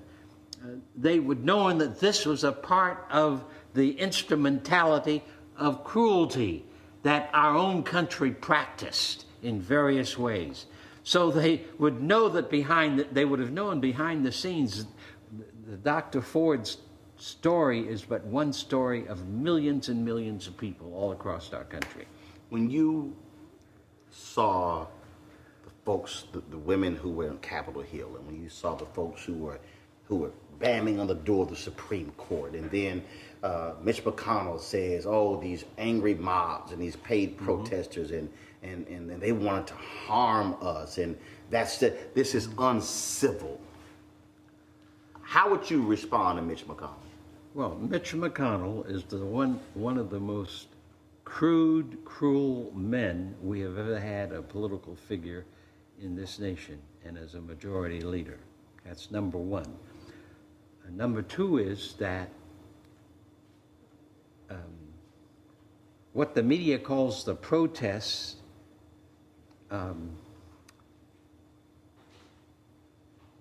was all right, I suppose. But from my perspective, as a strategist of direct action, it was a mistake. How?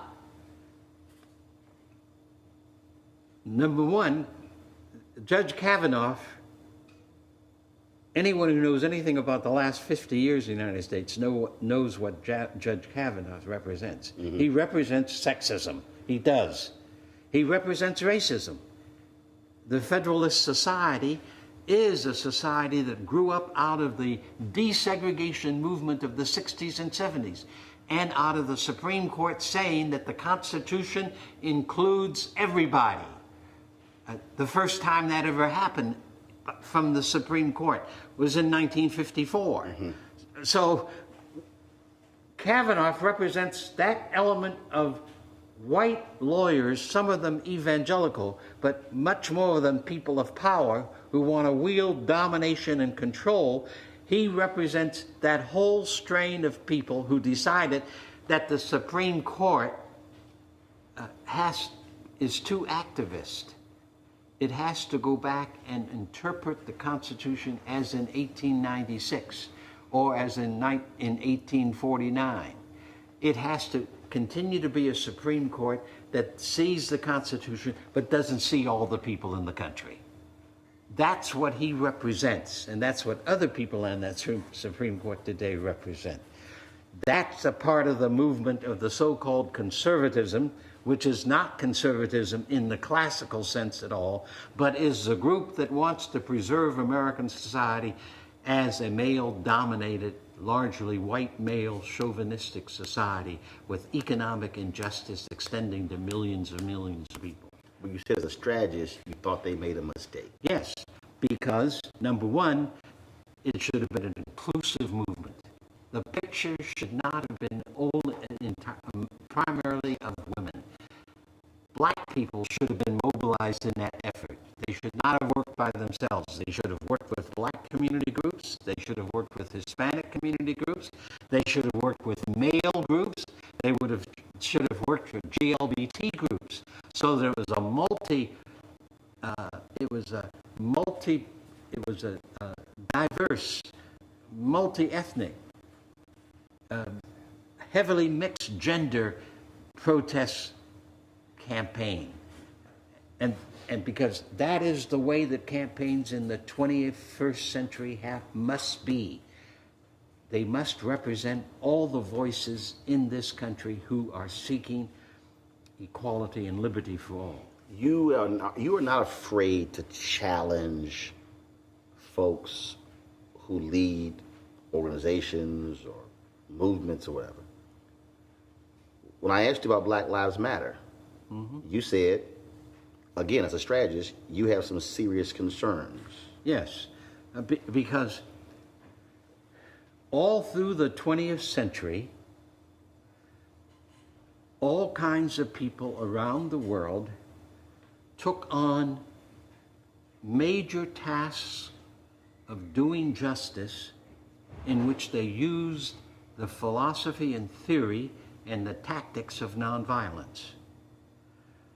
Gandhi of India is the person who in 1906, as he fought against the Boer Empire and the British Empire in South Africa, tried to begin to pull this together and began to use the term nonviolence, soul force, began to use the term love force. He's the one who defined nonviolence as the use of the power of love and compassion in practical ways so that it demonstrates power to move power away from its crude elements and to move power towards community, to move power towards the use of feeding the hungry, of dissolving racism and segregation and the like.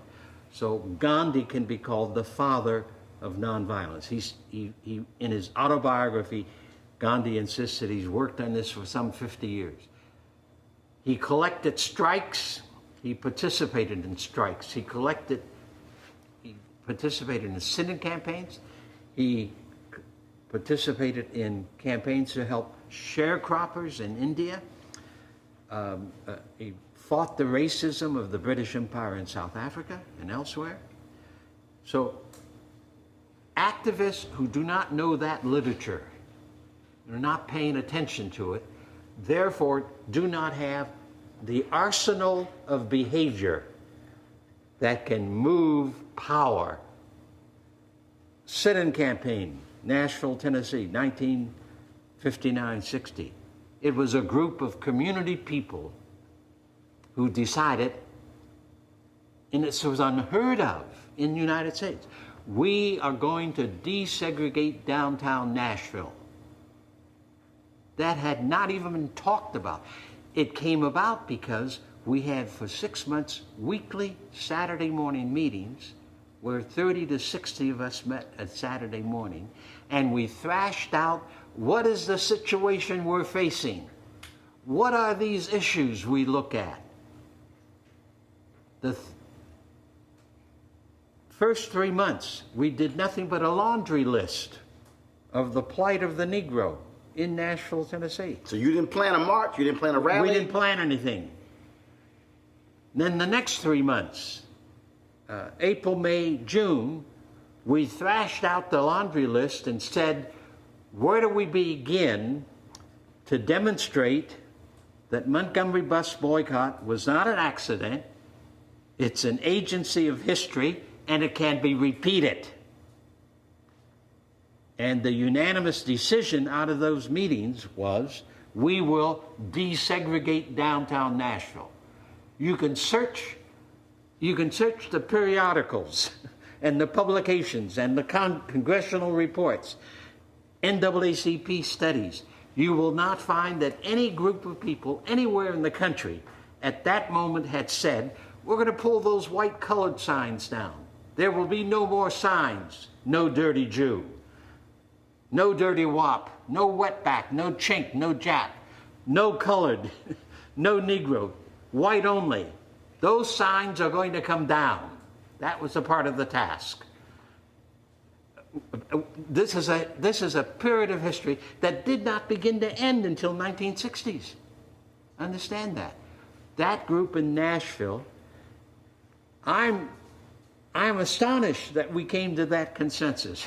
I'm saying to myself, good heavens, how are we going to do this? I was supposed to be the strategist. I had never organized a campaign before like that. Though I had studied studied Gandhi and nonviolence around the world for some 10 years, lived in India for 3 years and followed Gandhi. Though he was dead, I followed his people in India. I will never forget the experience when that decision was made in June, my saying to myself, what have we done? And how is this going to be accomplished? There were no guidelines at that moment. And I proceeded then, and C.T. Vivian was a pastor in the city at that time. I did not know John Lewis at that time. I did not know Diane Nash.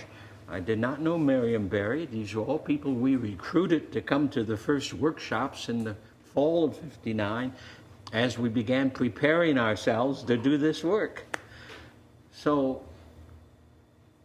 that threw into the United States a local community that offered a methodology that had been well researched and that we knew could effectively mobilize the forces that would say those signs are immoral, they're bad, and then would have the power to force the political system, the newspaper system, the business system to say they must come down.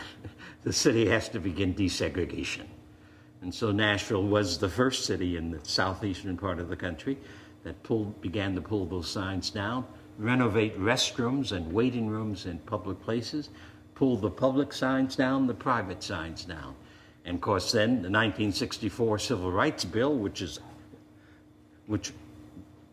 the Kennedy administration, the Johnson administration, with a lot of Republicans and Democrats supporting it, then outlawed a private or public institution having such signs anywhere around the premises, or being able to say certain people of the USA can't come in here to have a hot dog or a Coke. So now it became law in '64. But it is Nashville that moved the people in such a fashion that We represented a power that could not be smothered and a power that could not be denied its right to demand that a little bit of justice begin. So what do you tell somebody today? What do you tell that young person who's watching, that person who was in the 20s or 30s, who says, okay, Reverend Lawson, that's great, I hear you, but everything you're talking about, that can't be used today. That won't work today. This is a whole different world. Everything that you've done, I appreciate it, but it can't work in the 21st century. First of all, such a young person represents the United States of America and its conventional culture. That's what I've heard all my life, in the 40s, in the 50s, in the 60s, in the 70s, and today. But they better begin to recognize that in socio-political issues, cultural issues, there are some rules that the universe will not allow to be broken. For an example, an ancient wisdom has said this. Jesus said you cannot get grapes out of a thistle bush. Jesus of Nazareth, without all the Christian dogma that gets in the way of the teacher and what the person did in his own time, you can't get grapes out of a thistle bush. You cannot get figs out of a thorn bush. You have to get grapes out of a grapevine. The same is true in terms of the principles of political struggle, social struggle. You cannot overcome the forces of Trumpism by imitating Trumpism in language or in behavior or in vision. You cannot do eye for an eye and a tooth for tooth with Trump and expect you're going to get rid of him. I think the voices that say, you know, this election is going to do it are nonsense. The forces of wickedness that Trump produced, Trump, are now on the rise in Europe as well as in the United States. Mm-hmm. So we should not be surprised if Trump is maybe only the first president of this caliber, of this kind of meanness, of this kind of power hungriness. It could happen, and I do not see national political voices who recognize the simple fact. Trump can only be defeated by a vision and a movement that does not act like Trump, but acts like people who know that they are alive and that love and truth are the ways that we best exemplify our humanity and the gift of life. There's no and this is what greatly troubles me, because I listen to certain commentaries. I read the New York Times, the Los Angeles Times. I read a number of different magazines all the time, a practice that I started in 1942. And I recognize that the voices that will allow we, the people of the USA, not to lose our struggle for truth and beauty are not there at this moment. You just turned 90. I just turned 90.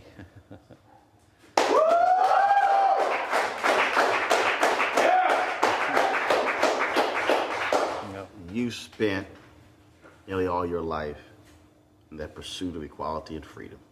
Yes, that's yeah. Mm-hmm.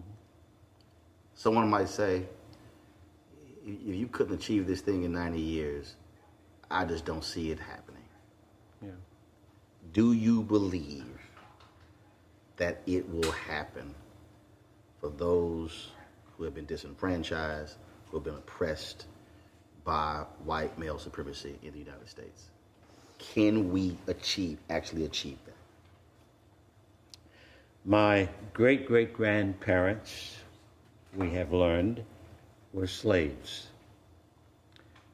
My great-grandfather, as a very young man, with a small young son, escaped slavery going up through the Underground Railroad, through Philadelphia, up into the Guelph area of Ontario, where my dad was born. Now, all kinds of people then said that slavery is not supposed to be what's going on. We will have to destroy it. So my great-grandfather was one of the people, as a very young man, who then said, I'm not going to live here under slavery any longer. So we don't have slavery now. Now, I have to admit that there's some forms of slavery in other names in the United States. The people who work 60 and 80 hours a day and then have a hard time keeping food on their table or shelter over their head or caring for their children and transportation is of course, another form of slavery, though it's not called that. The point I'm making is that we're at this mark in our history because the changes to become a nation under God, where in fact justice and access for every baby is birthed, is underway. And Jeff Sessions, the Attorney General, represents the old order who would like to turn the clock back. But the clock is not going to be turned back. There may be great agony along the way between now and then, but the American people already have indicated that they don't want to go back to segregation. That especially young people today, and if we could get young people to follow the example of Gandhi or Rosa Parks and to strategize their behavior. America says you must do something. Well, doing something that doesn't work is the same as doing nothing. That's Gandhi. So what we did in the Birmingham campaign, the St. Augustine campaign, the Albany, Georgia campaign, the Freedom Ride, the Mississippi Summer campaigns, where we strategized and we analyzed our system and tried to put together the strategic offense that would make a difference. That kind of work in activism is essential work for the next 100 years or so. Two more questions. If there is a group that's assembled, and that group is Pastor Robert Jeffress, Jerry Falwell Jr., Franklin Graham, Paula White, Tony Perkins, Ralph Reed. Oh, yes, Ralph Reed especially. All these white conservative evangelicals who say they all love Jesus. No, they don't. They don't know what that means. If that group is assembled, and you are standing before them, what do you tell them?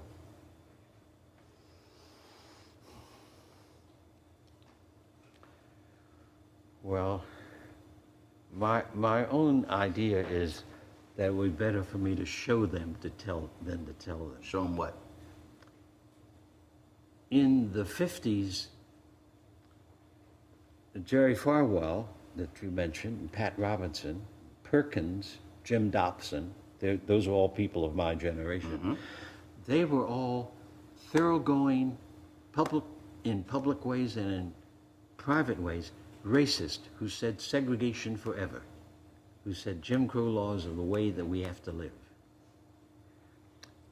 Jerry Falwell preached this on his old-fashioned Revival Hour broadcast on Sunday night. That was a national broadcast. Our movement out of the 50s, 55, 59, 60, made them change their story, made them stop preaching and teaching racism. We did it not by talking to them, but through the sit-in campaign, the bus campaign.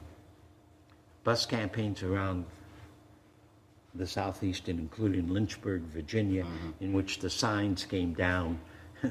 So that stopped them. Now, one of my friends who was a gay man from way, way back, and the theologian and evangelical, Mel White, started in that same period to tell these people that they had to stop preaching racism. They started preaching then against gay and lesbian people. Now you can see that in their broadcasts, in their sermons, in their books. So they were people who did not have the self-esteem that came up out of their very souls, out of their beings, out of their bones. They had the self-esteem that said, I'm superior than you are. I'm a man, and therefore, woman, you're submissive. So they have to have a religious teaching that gave them superiority over some other people. Right. So that's where the whole push against gay people and lesbian people began to pick up on the radio and in television broadcast shows. That in itself reveals how weak their religion was. Their religion was not rooted in Jesus or Moses at all, but rooted in USA culture of male chauvinism and domination of some group of people over other people. So we showed them in the movement that they had to stop. And while this hasn't yet happened in terms of gay lesbian issues, and that's a much smaller issue in terms of the numbers of people who are involved, and it's a more diverse, complicated issue because it means that we human beings have to realign our understanding of human sexuality, which many of us are not willing to do. It means, in the Christian world, it means stop saying that sexuality represents how original sin is passed from parents to babies. That's stupidity that came out of the 4th century. So a whole society has to change its understanding and see human sexuality as a good gift of creation, a good gift of life that can be appropriated for the advancement of life and for the achieving human potential. So it's more complicated in that sense. But the point I want to make is that two things. One, yes, every form of discrimination against people, whether it's for complexion or creed or politics or whatever, it doesn't matter. Every form of injustice that deprives people and babies of access must be abolished. That's the task. So it's much greater than even, our work in the United States. And the second thing then that I want to emphasize is that these enemies of human life, in many ways, they cannot be talked to very well.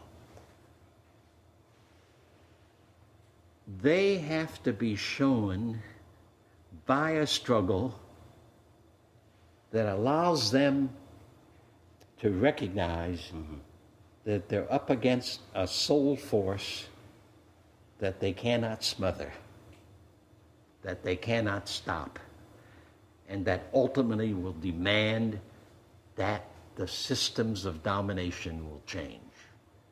And a part of that is what's going on today, to the great dismay of too many people. So the King movement of 1955 is the first time in a very violent civilization, Western civilization, any sizable group of people started to work to change by insisting we can use nonviolence power to create the change. Gandhi said that nonviolent power, the power of life, is the greatest and most creative power of the universe. And that if we human beings turn away from conventional wisdom towards using the gift of life, which is ours at birth, we would be surprised what the future of the human race will look like. Last task. You come upon a young person. You come upon somebody who's in their 30s or 40s or 50s or 60s or 70s. And they say, Reverend Lawson, I listened to all that stuff you laid out. And I appreciate all of that. I just do not believe that voting will make any difference whatsoever. They ignored that sign that's at the Civil Rights Museum, formerly the Lorraine Motel, where that black girl said, all I want for my 18th birthday is a voter registration card. They say that stuff doesn't matter. You've got 30 seconds. That's all you have. You might be getting on the plane, getting in the car. You might be trying to get into your house. All you got is 30 seconds to tell them why they must vote. What do you say?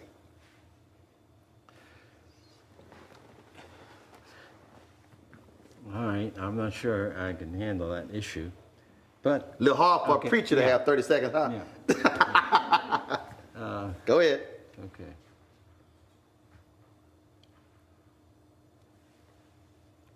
You cannot fulfill your life if you're not willing to engage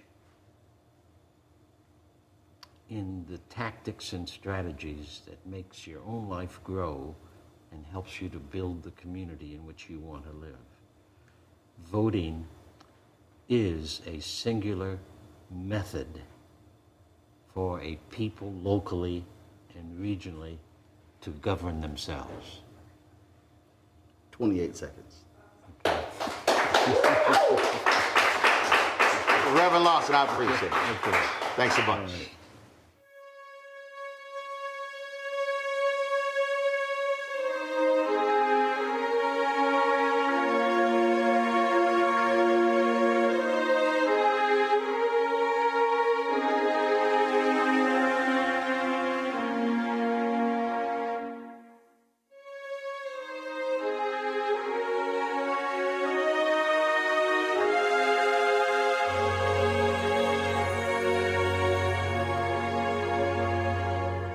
This evening? Are you taking life notes? This is Oprah calls it the master class. This is something past that.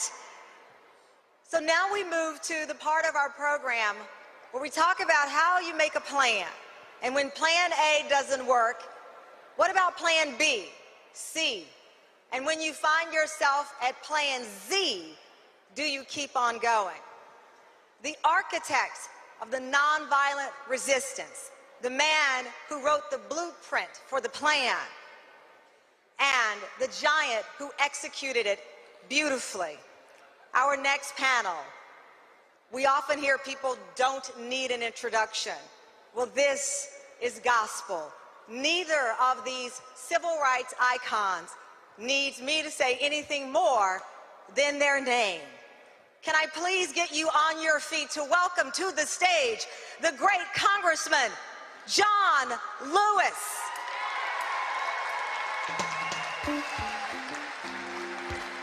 And remain on your feet, ladies and gentlemen, for the man who is the blueprint, the creator, the architect of it all, Reverend James Lawson.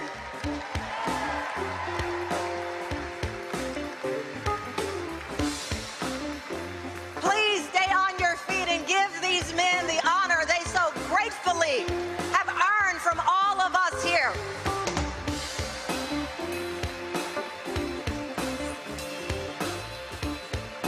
How are you?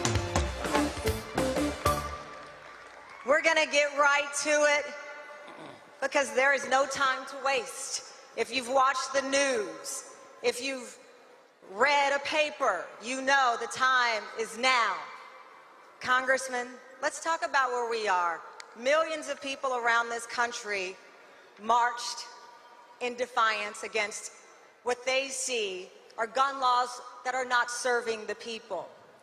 Where are we today as it relates to the ability to sustain a movement? to keep it going 50 years after Dr. King's assassination? Well, thank you very much.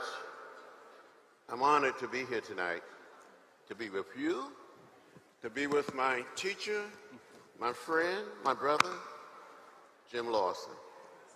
My philosophy is very simple. When you see something that is not right, not fair, not just, you have a moral obligation to say something, to do something. You cannot afford to be quiet. I think we're going to continue to go forward. These children, these young people, the women of America, but especially the young people going to get us there. I am very hopeful and very optimistic that these young people will be the leaders of the 21st century. Reverend Lawson, seeing what we've witnessed, as Congressman Lewis said, these young people, the women, the young women on this stage today that are carrying the lessons that you taught Dr. King, that you taught Congressman Lewis, how does it make you feel to see those very tools that you came back with implemented? You want me to speak the truth, or you just want me to talk? The truth and nothing but the truth, so help us God. Well, number one, I'm going to say, my observation is that most activism in the United States today is the activism of the USA and is largely cultural activism. What do you mean by that? I mean by that the lessons from the Rosa Parks King movement, which is a separate entity from what's called the Civil Rights Movement, was a different kind of movement. It was a movement that recognized, in the first instance, that each one of us had power in the very gift of life, and that we had to use the gift of life, that's a precious gift from creation. We have to use that gift of life and exploit it on the noble sides of humanity, to learn to be as alive as we could become, to discover that with the gift of life is the gift of love, and that love is the energy of the universe and is the creative force of the universe, and that if we want to have a struggle, then movement must come out of that first. It cannot come out of a culture of violence. It cannot come out of a culture that has for too long pretended to be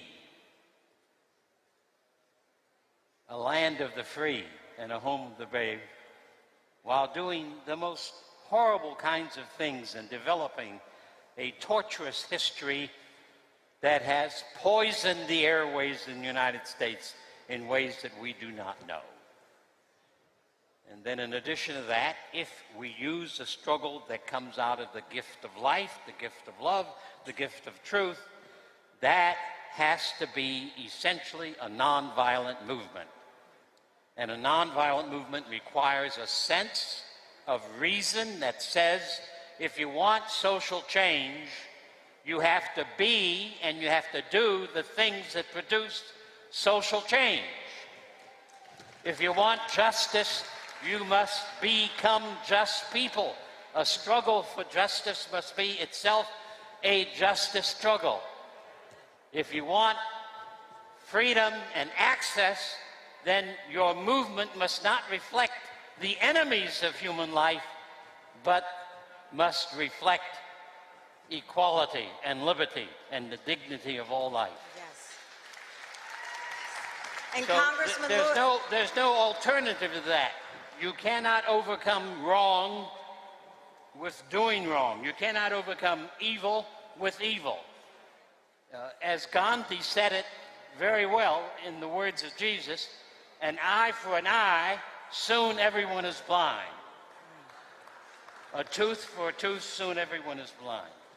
You can't get a new society by planting the seeds of the old society. If you want a new society, you have to plant the seeds that produces a new society. Jesus of Nazareth, and I say that name without all the dogma wrapped around him, insisted that you cannot get grapes from a briar bush. Yes. You have to get grapes from a grapevine.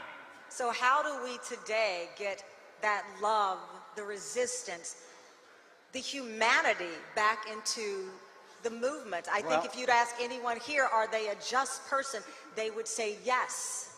One of the problems of our society is the fact that we are romantic of society.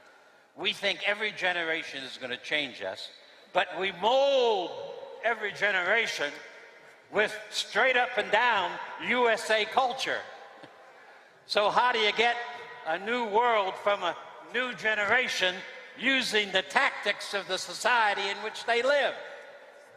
What is the answer, Congressman? What is the answer, Reverend Lawson? The high school movement has a good beginning. That is, they know that enough is enough, and they want to see, they want to have the capacity of a society where they can operate learning across their years, especially as young people, in safety, without the violence, without the guns. Congressman. So that's a good goal. Yes. I like the goal. Well, Jim Lawson has been my teacher. Yes. He's been my leader. When I was very young, had all my hair and a few pounds lighter, this man imbues me with the teaching of Jesus, the teaching of Gandhi. My advice for the young people today is to study the movement, read the literature, watch the films, the videos, and accept nonviolence as a way of life, as a way of living. When we were beaten, arrested, and jailed, we accepted it. During the 60s, I was beaten and left bloody, unconscious. I thought I was going to down that bridge. I thought I saw death during the Freedom Rise in 1961. When black people and white people can be seated together on a Greyhound bus or a Trailway bus, leaving Washington, D.C., to travel through Virginia, North Carolina, South Carolina, Georgia, Alabama, Mississippi. We were on our way to New Orleans. And Jim Lawson and others of us were arrested. We went to jail. More than 400 people, black and white, went to jail in Mississippi. But we didn't strike back. We didn't give up. We didn't give in. We kept the faith. And our action led to the desegregation of public transportation all across the American South. So when people say nothing has changed, I feel like saying, come and walk in my shoes. I will show you. Yes. And those shoes are impossible to fill. We're come a distance, but I agree with Jim. Somehow, in some way, we got to accept the way of peace, the way of love, the philosophy and the discipline of nonviolence as a way of living, as a way of life. As a congressperson, I don't vote for military spending. We have enough bombs and missiles and guns to destroy this planet. We need to spend some of our limited resources on taking care of basic human needs.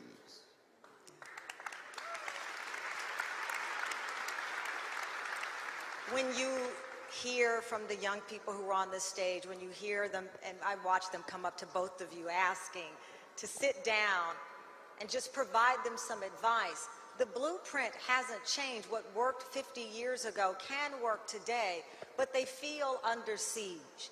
You heard them say, you go on social media, they're attacked with words, not with sticks as you were, but still with a hostility that's defeating. How do they keep going? And how do they keep from feeling ignored when the cameras show up for predominantly white protests and their voices are deemed riots when they protest? I've had an opportunity to meet with many of these young people, to march with them.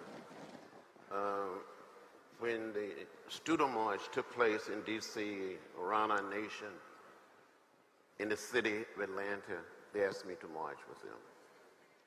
And the young man, a young student that introduced me, you said our next speaker was the youngest speaker on August 28, 1963. That's the March on Washington.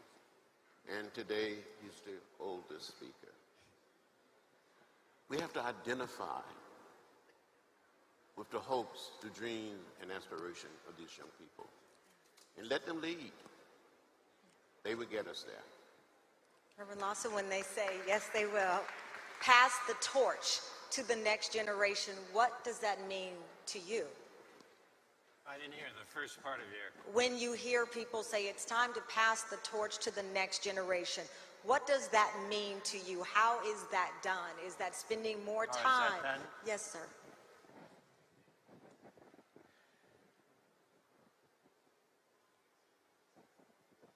Well, one of the ways it's done is by young people putting themselves in a position where they can hear and feel and study and debate over some of these struggles.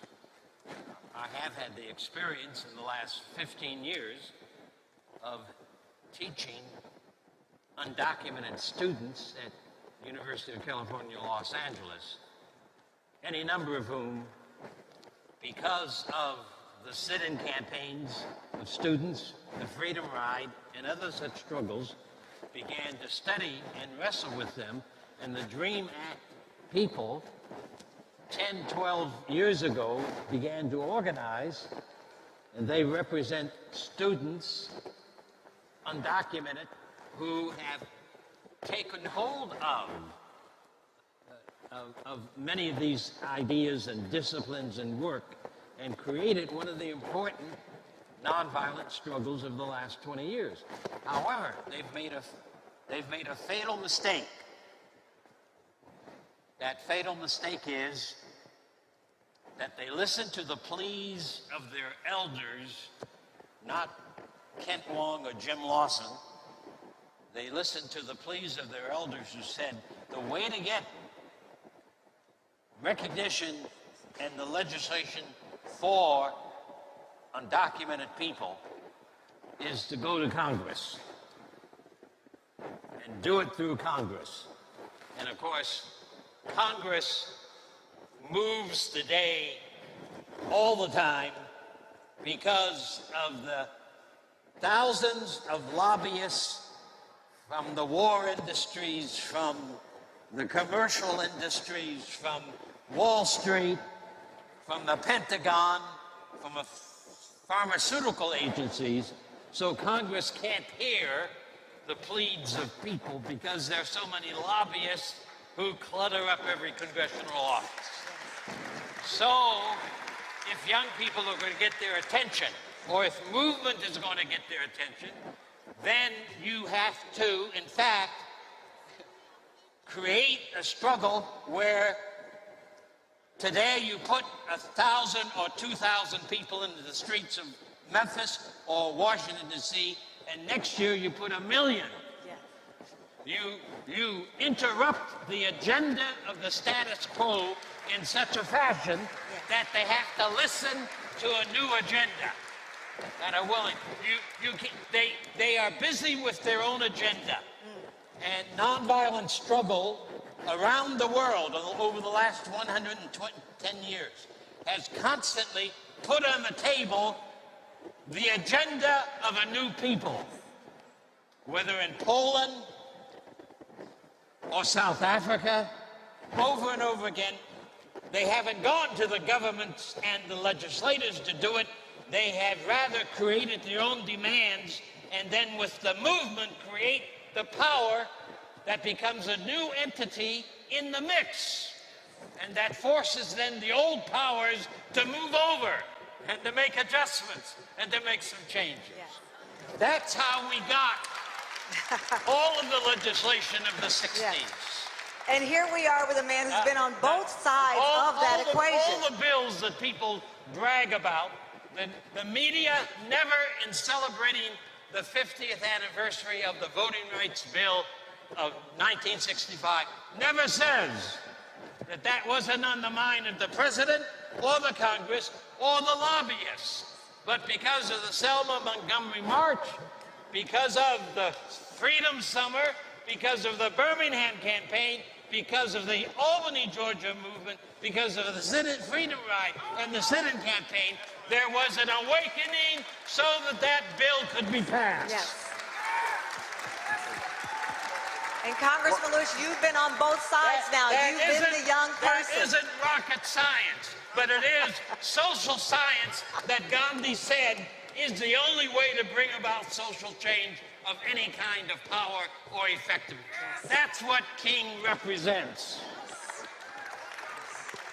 And Jim, some of the presidents that we had saw that.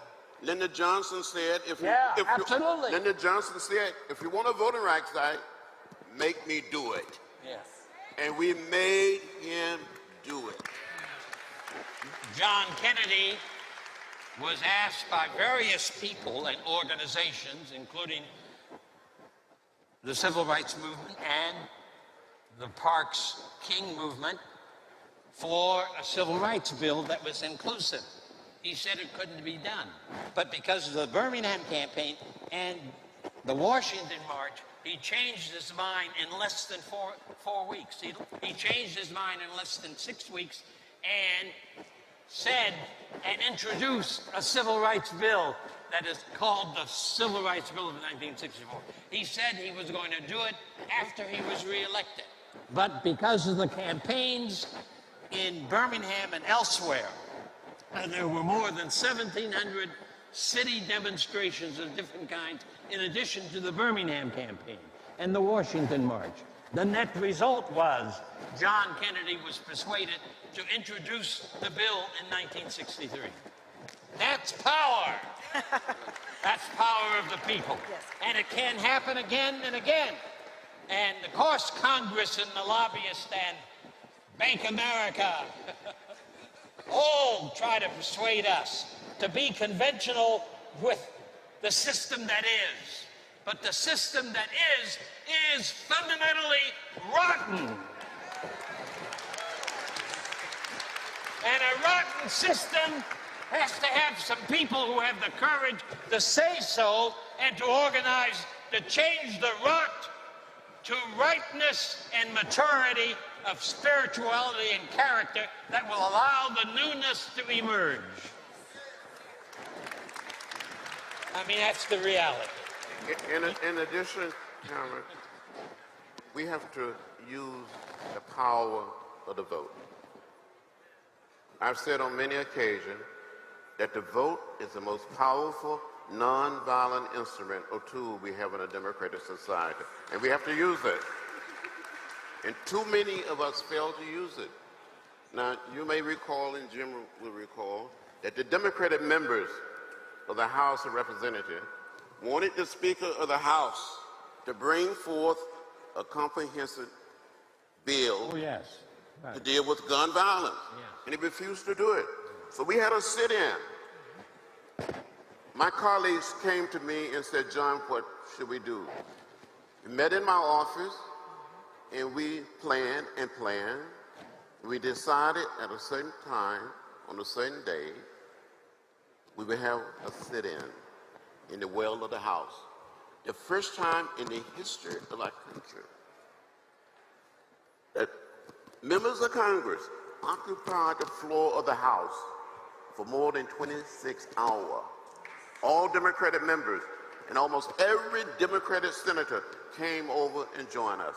And we may do it again. We may do it. Not just when it comes to gun violence, but we have more than 800,000 dreamers. These young people came here as little children, and we are not kind to them. We need to set them on a path to citizenship. And we may have to turn the Congress upside down and America upside down as Dr. King said, to set it right side up until we get action. You've been on both sides. Yeah. You've been the young person ready to turn Congress upside down, and now you're a member of Congress. Well, since I've been in Congress, I've been arrested 5 times. And I'm probably going to get arrested again for something. and it's okay. Yes. And you go and you try to do everything in an orderly, peaceful, nonviolent fashion, but you have an obligation to disturb the order of things. Do you see the frustration in the young people who are trying to figure it out, who know right from wrong, who know the injustices, whether it's the disproportionate number of black men who are incarcerated, the economic disparities, the game feeling like it is still heavily weighed against you, but not knowing, maybe it's through us not spreading the history in a way that connects, I don't know, that they can sustain the movement through the very plan that was put in place when you were a boy, getting advice from Reverend Lawson. Well, when I was much younger, Jim was working with an organization called the Fellowship of Reconciliation, and he had a little comic book. The what? You had a comic book. Yeah. That's Yes. Martin Luther King Montgomery bus boycott. and the Montgomery story. That's right. And we read that little book. That's right. We digested. That's right. It taught us everything. Diane Nash would tell you, it prepared us, and we were ready. We were ready. We had been imbued. We were ready to march into hell's fire. And that was one of the few pieces of material that we had relevant to the times in which we live, a comic book story of the Montgomery bus boycott. And I used it all over the South. I passed it out in my travels to my work in 58, 59, 60. And it told the story very effectively.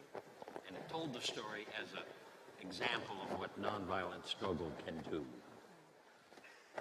I want John and Tamarin to just inject something.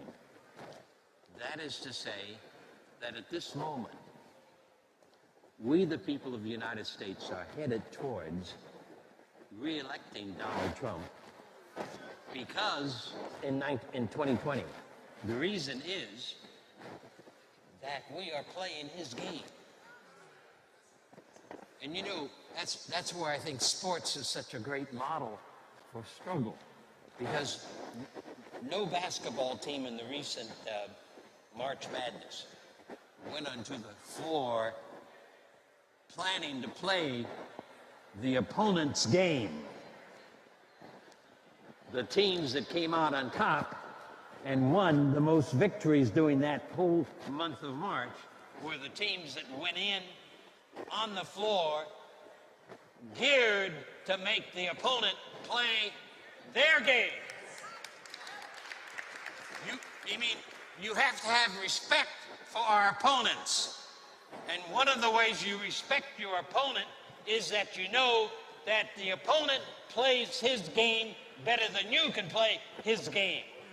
And if you want to lose, you always play the opponent's game. If we, the people of USA, manage to elect a new president in 2020, it will be the accident of history and not the way in which we behaved in the last 4 years or today in 2018. We better find a different way of opposing all that Trumpism represents. What do you see as the way? What is the game we should be playing? Well, for an example, I don't watch a lot of TV news, but I do watch from time to time certain TV commentary shows. And for the last year and a half, or a year and 4 months, if you see a commentary film, commentators talking about any issue, over and over again, in the background is going to be a picture of President Trump. Almost all the time. The one I watch the most is MSNBC. I also watch occasionally CNN. Sometimes I switch back and forth when I'm going to do it. And all the time, they're reporting the news, and a picture of Trump is going to be in most of the TV pictures all the time. I know of no better way for him to be reelected than the news media to keep talking about any issue, and there's Trump in the picture. There he is. Every Twitter. Well, the media is going to re-elect President Trump for the U.S. people by the way in which they report this time, at this moment, what's going on in our society. You mark my word. Mark my word. Congressman Lewis, looking forward to the midterm elections, and no matter who ends up in control of Congress, the reality is the issues that face our communities, and what I mean by that, not just black people of color, people who live below the poverty line, people who are marginalized. How do they empower themselves no matter who is in control of Congress or who sits in the White House? We have power, and we need to use the power. We need to use it. So many of our people of color,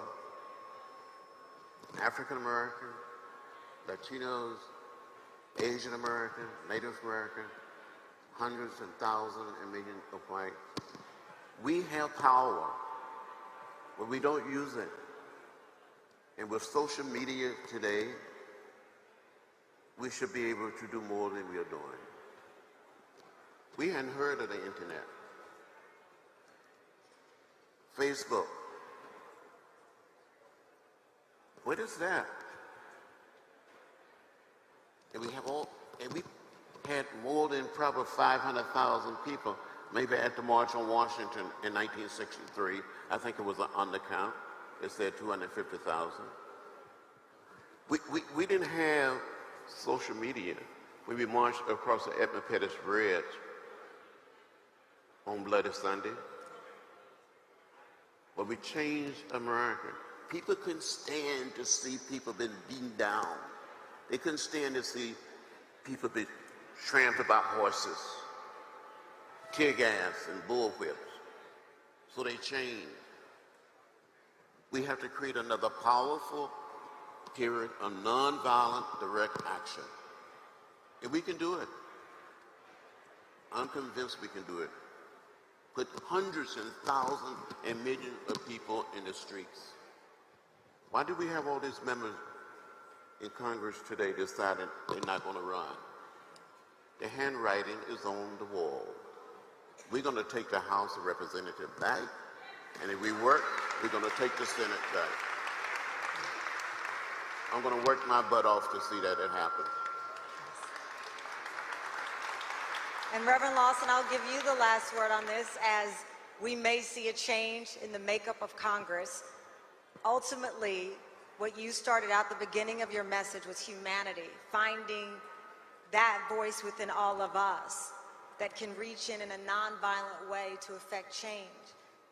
You said to me, do you want me to tell you the truth? So I'll ask you today, do you believe that we are on the verge with the young people, with where we are we on the verge of recreating what you created 50 years ago? No. Say it directly. We, the people of the USA, really do not have a political party.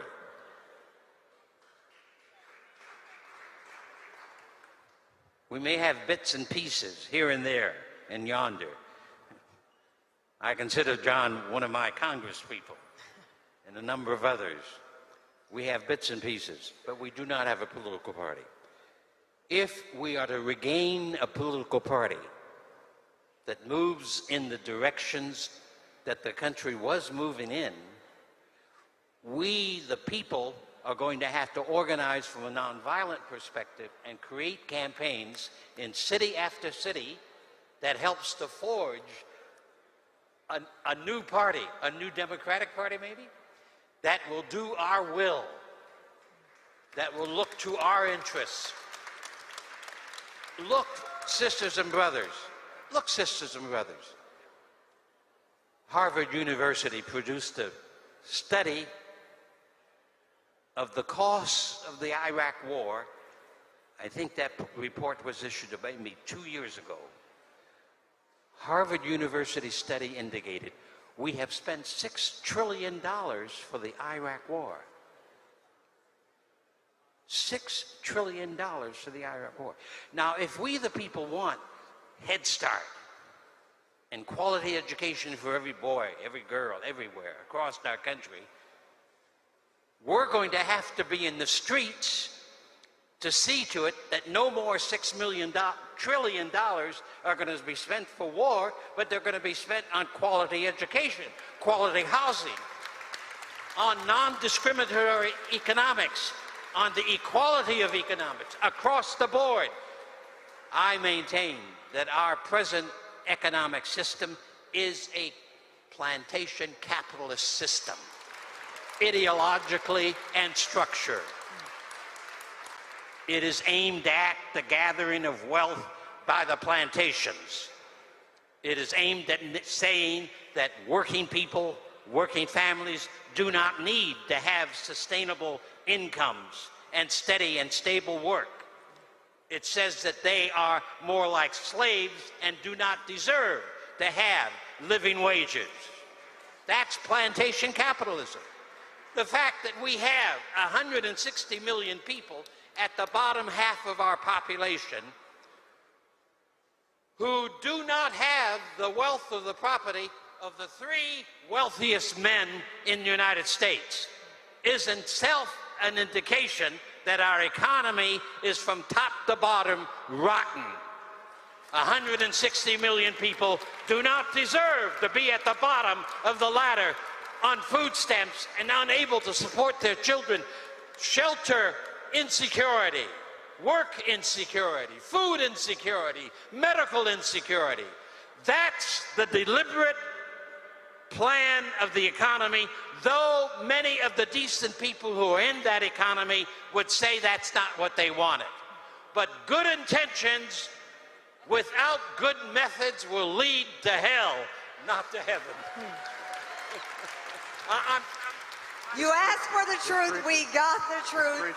There you have it. Good intentions is the road to hell, rather than the There road you to have it, Congressman. Good intentions have to have good ideology, good structures, good movements, good attitudes across the board. If they don't have them, we can't do it. Before we turn it over to April for the next panel, I will ask Congressman Lewis to end it on this, which is where we started. Where do we go from here?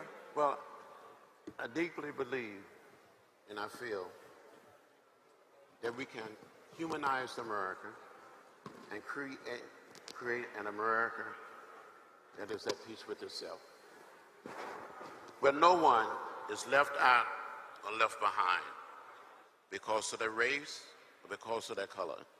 But what we need in America is what I called back in the 60s a nonviolent revolution. A revolution of values, a revolution of ideas.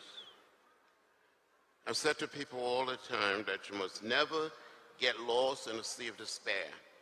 You have to continue to believe that we can do it, we can overcome.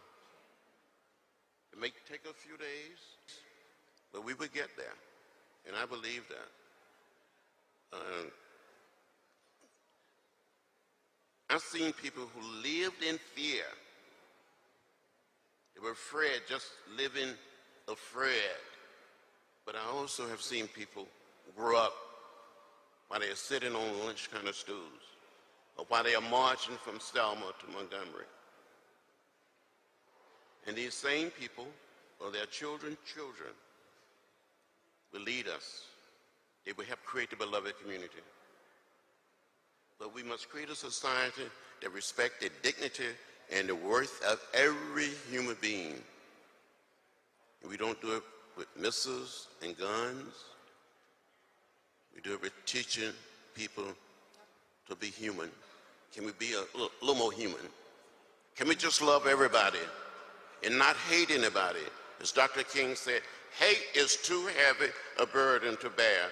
The way of love is much better for all of us. Thank you. Let's again thank these great men for their wisdom then, their wisdom now, and their words that will live forever.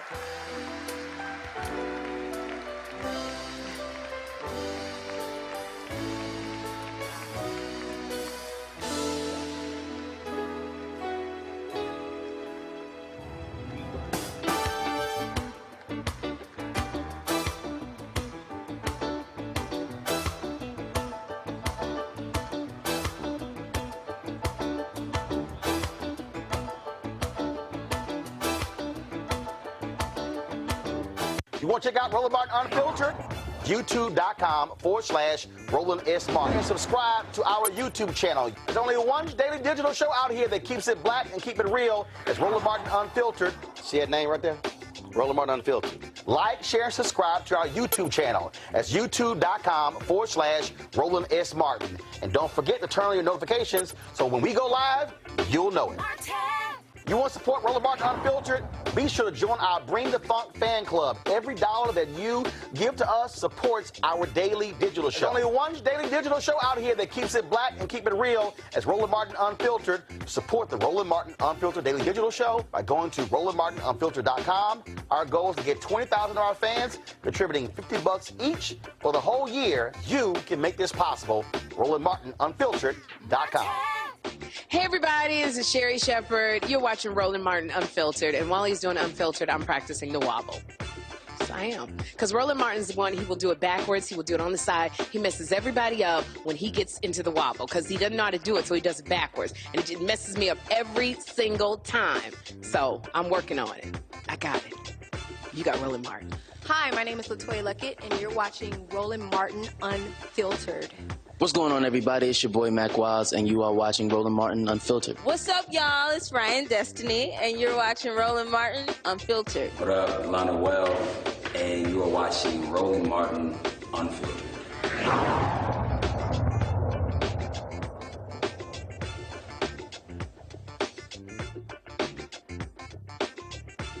Hey fam, want to check out Roland Martin Unfiltered? The blackest show on all of digital, cable, and broadcast. Check out our audio podcast. There's only one daily digital show out here that keeps it black and keep it real. It's Roland Martin Unfiltered. Press play.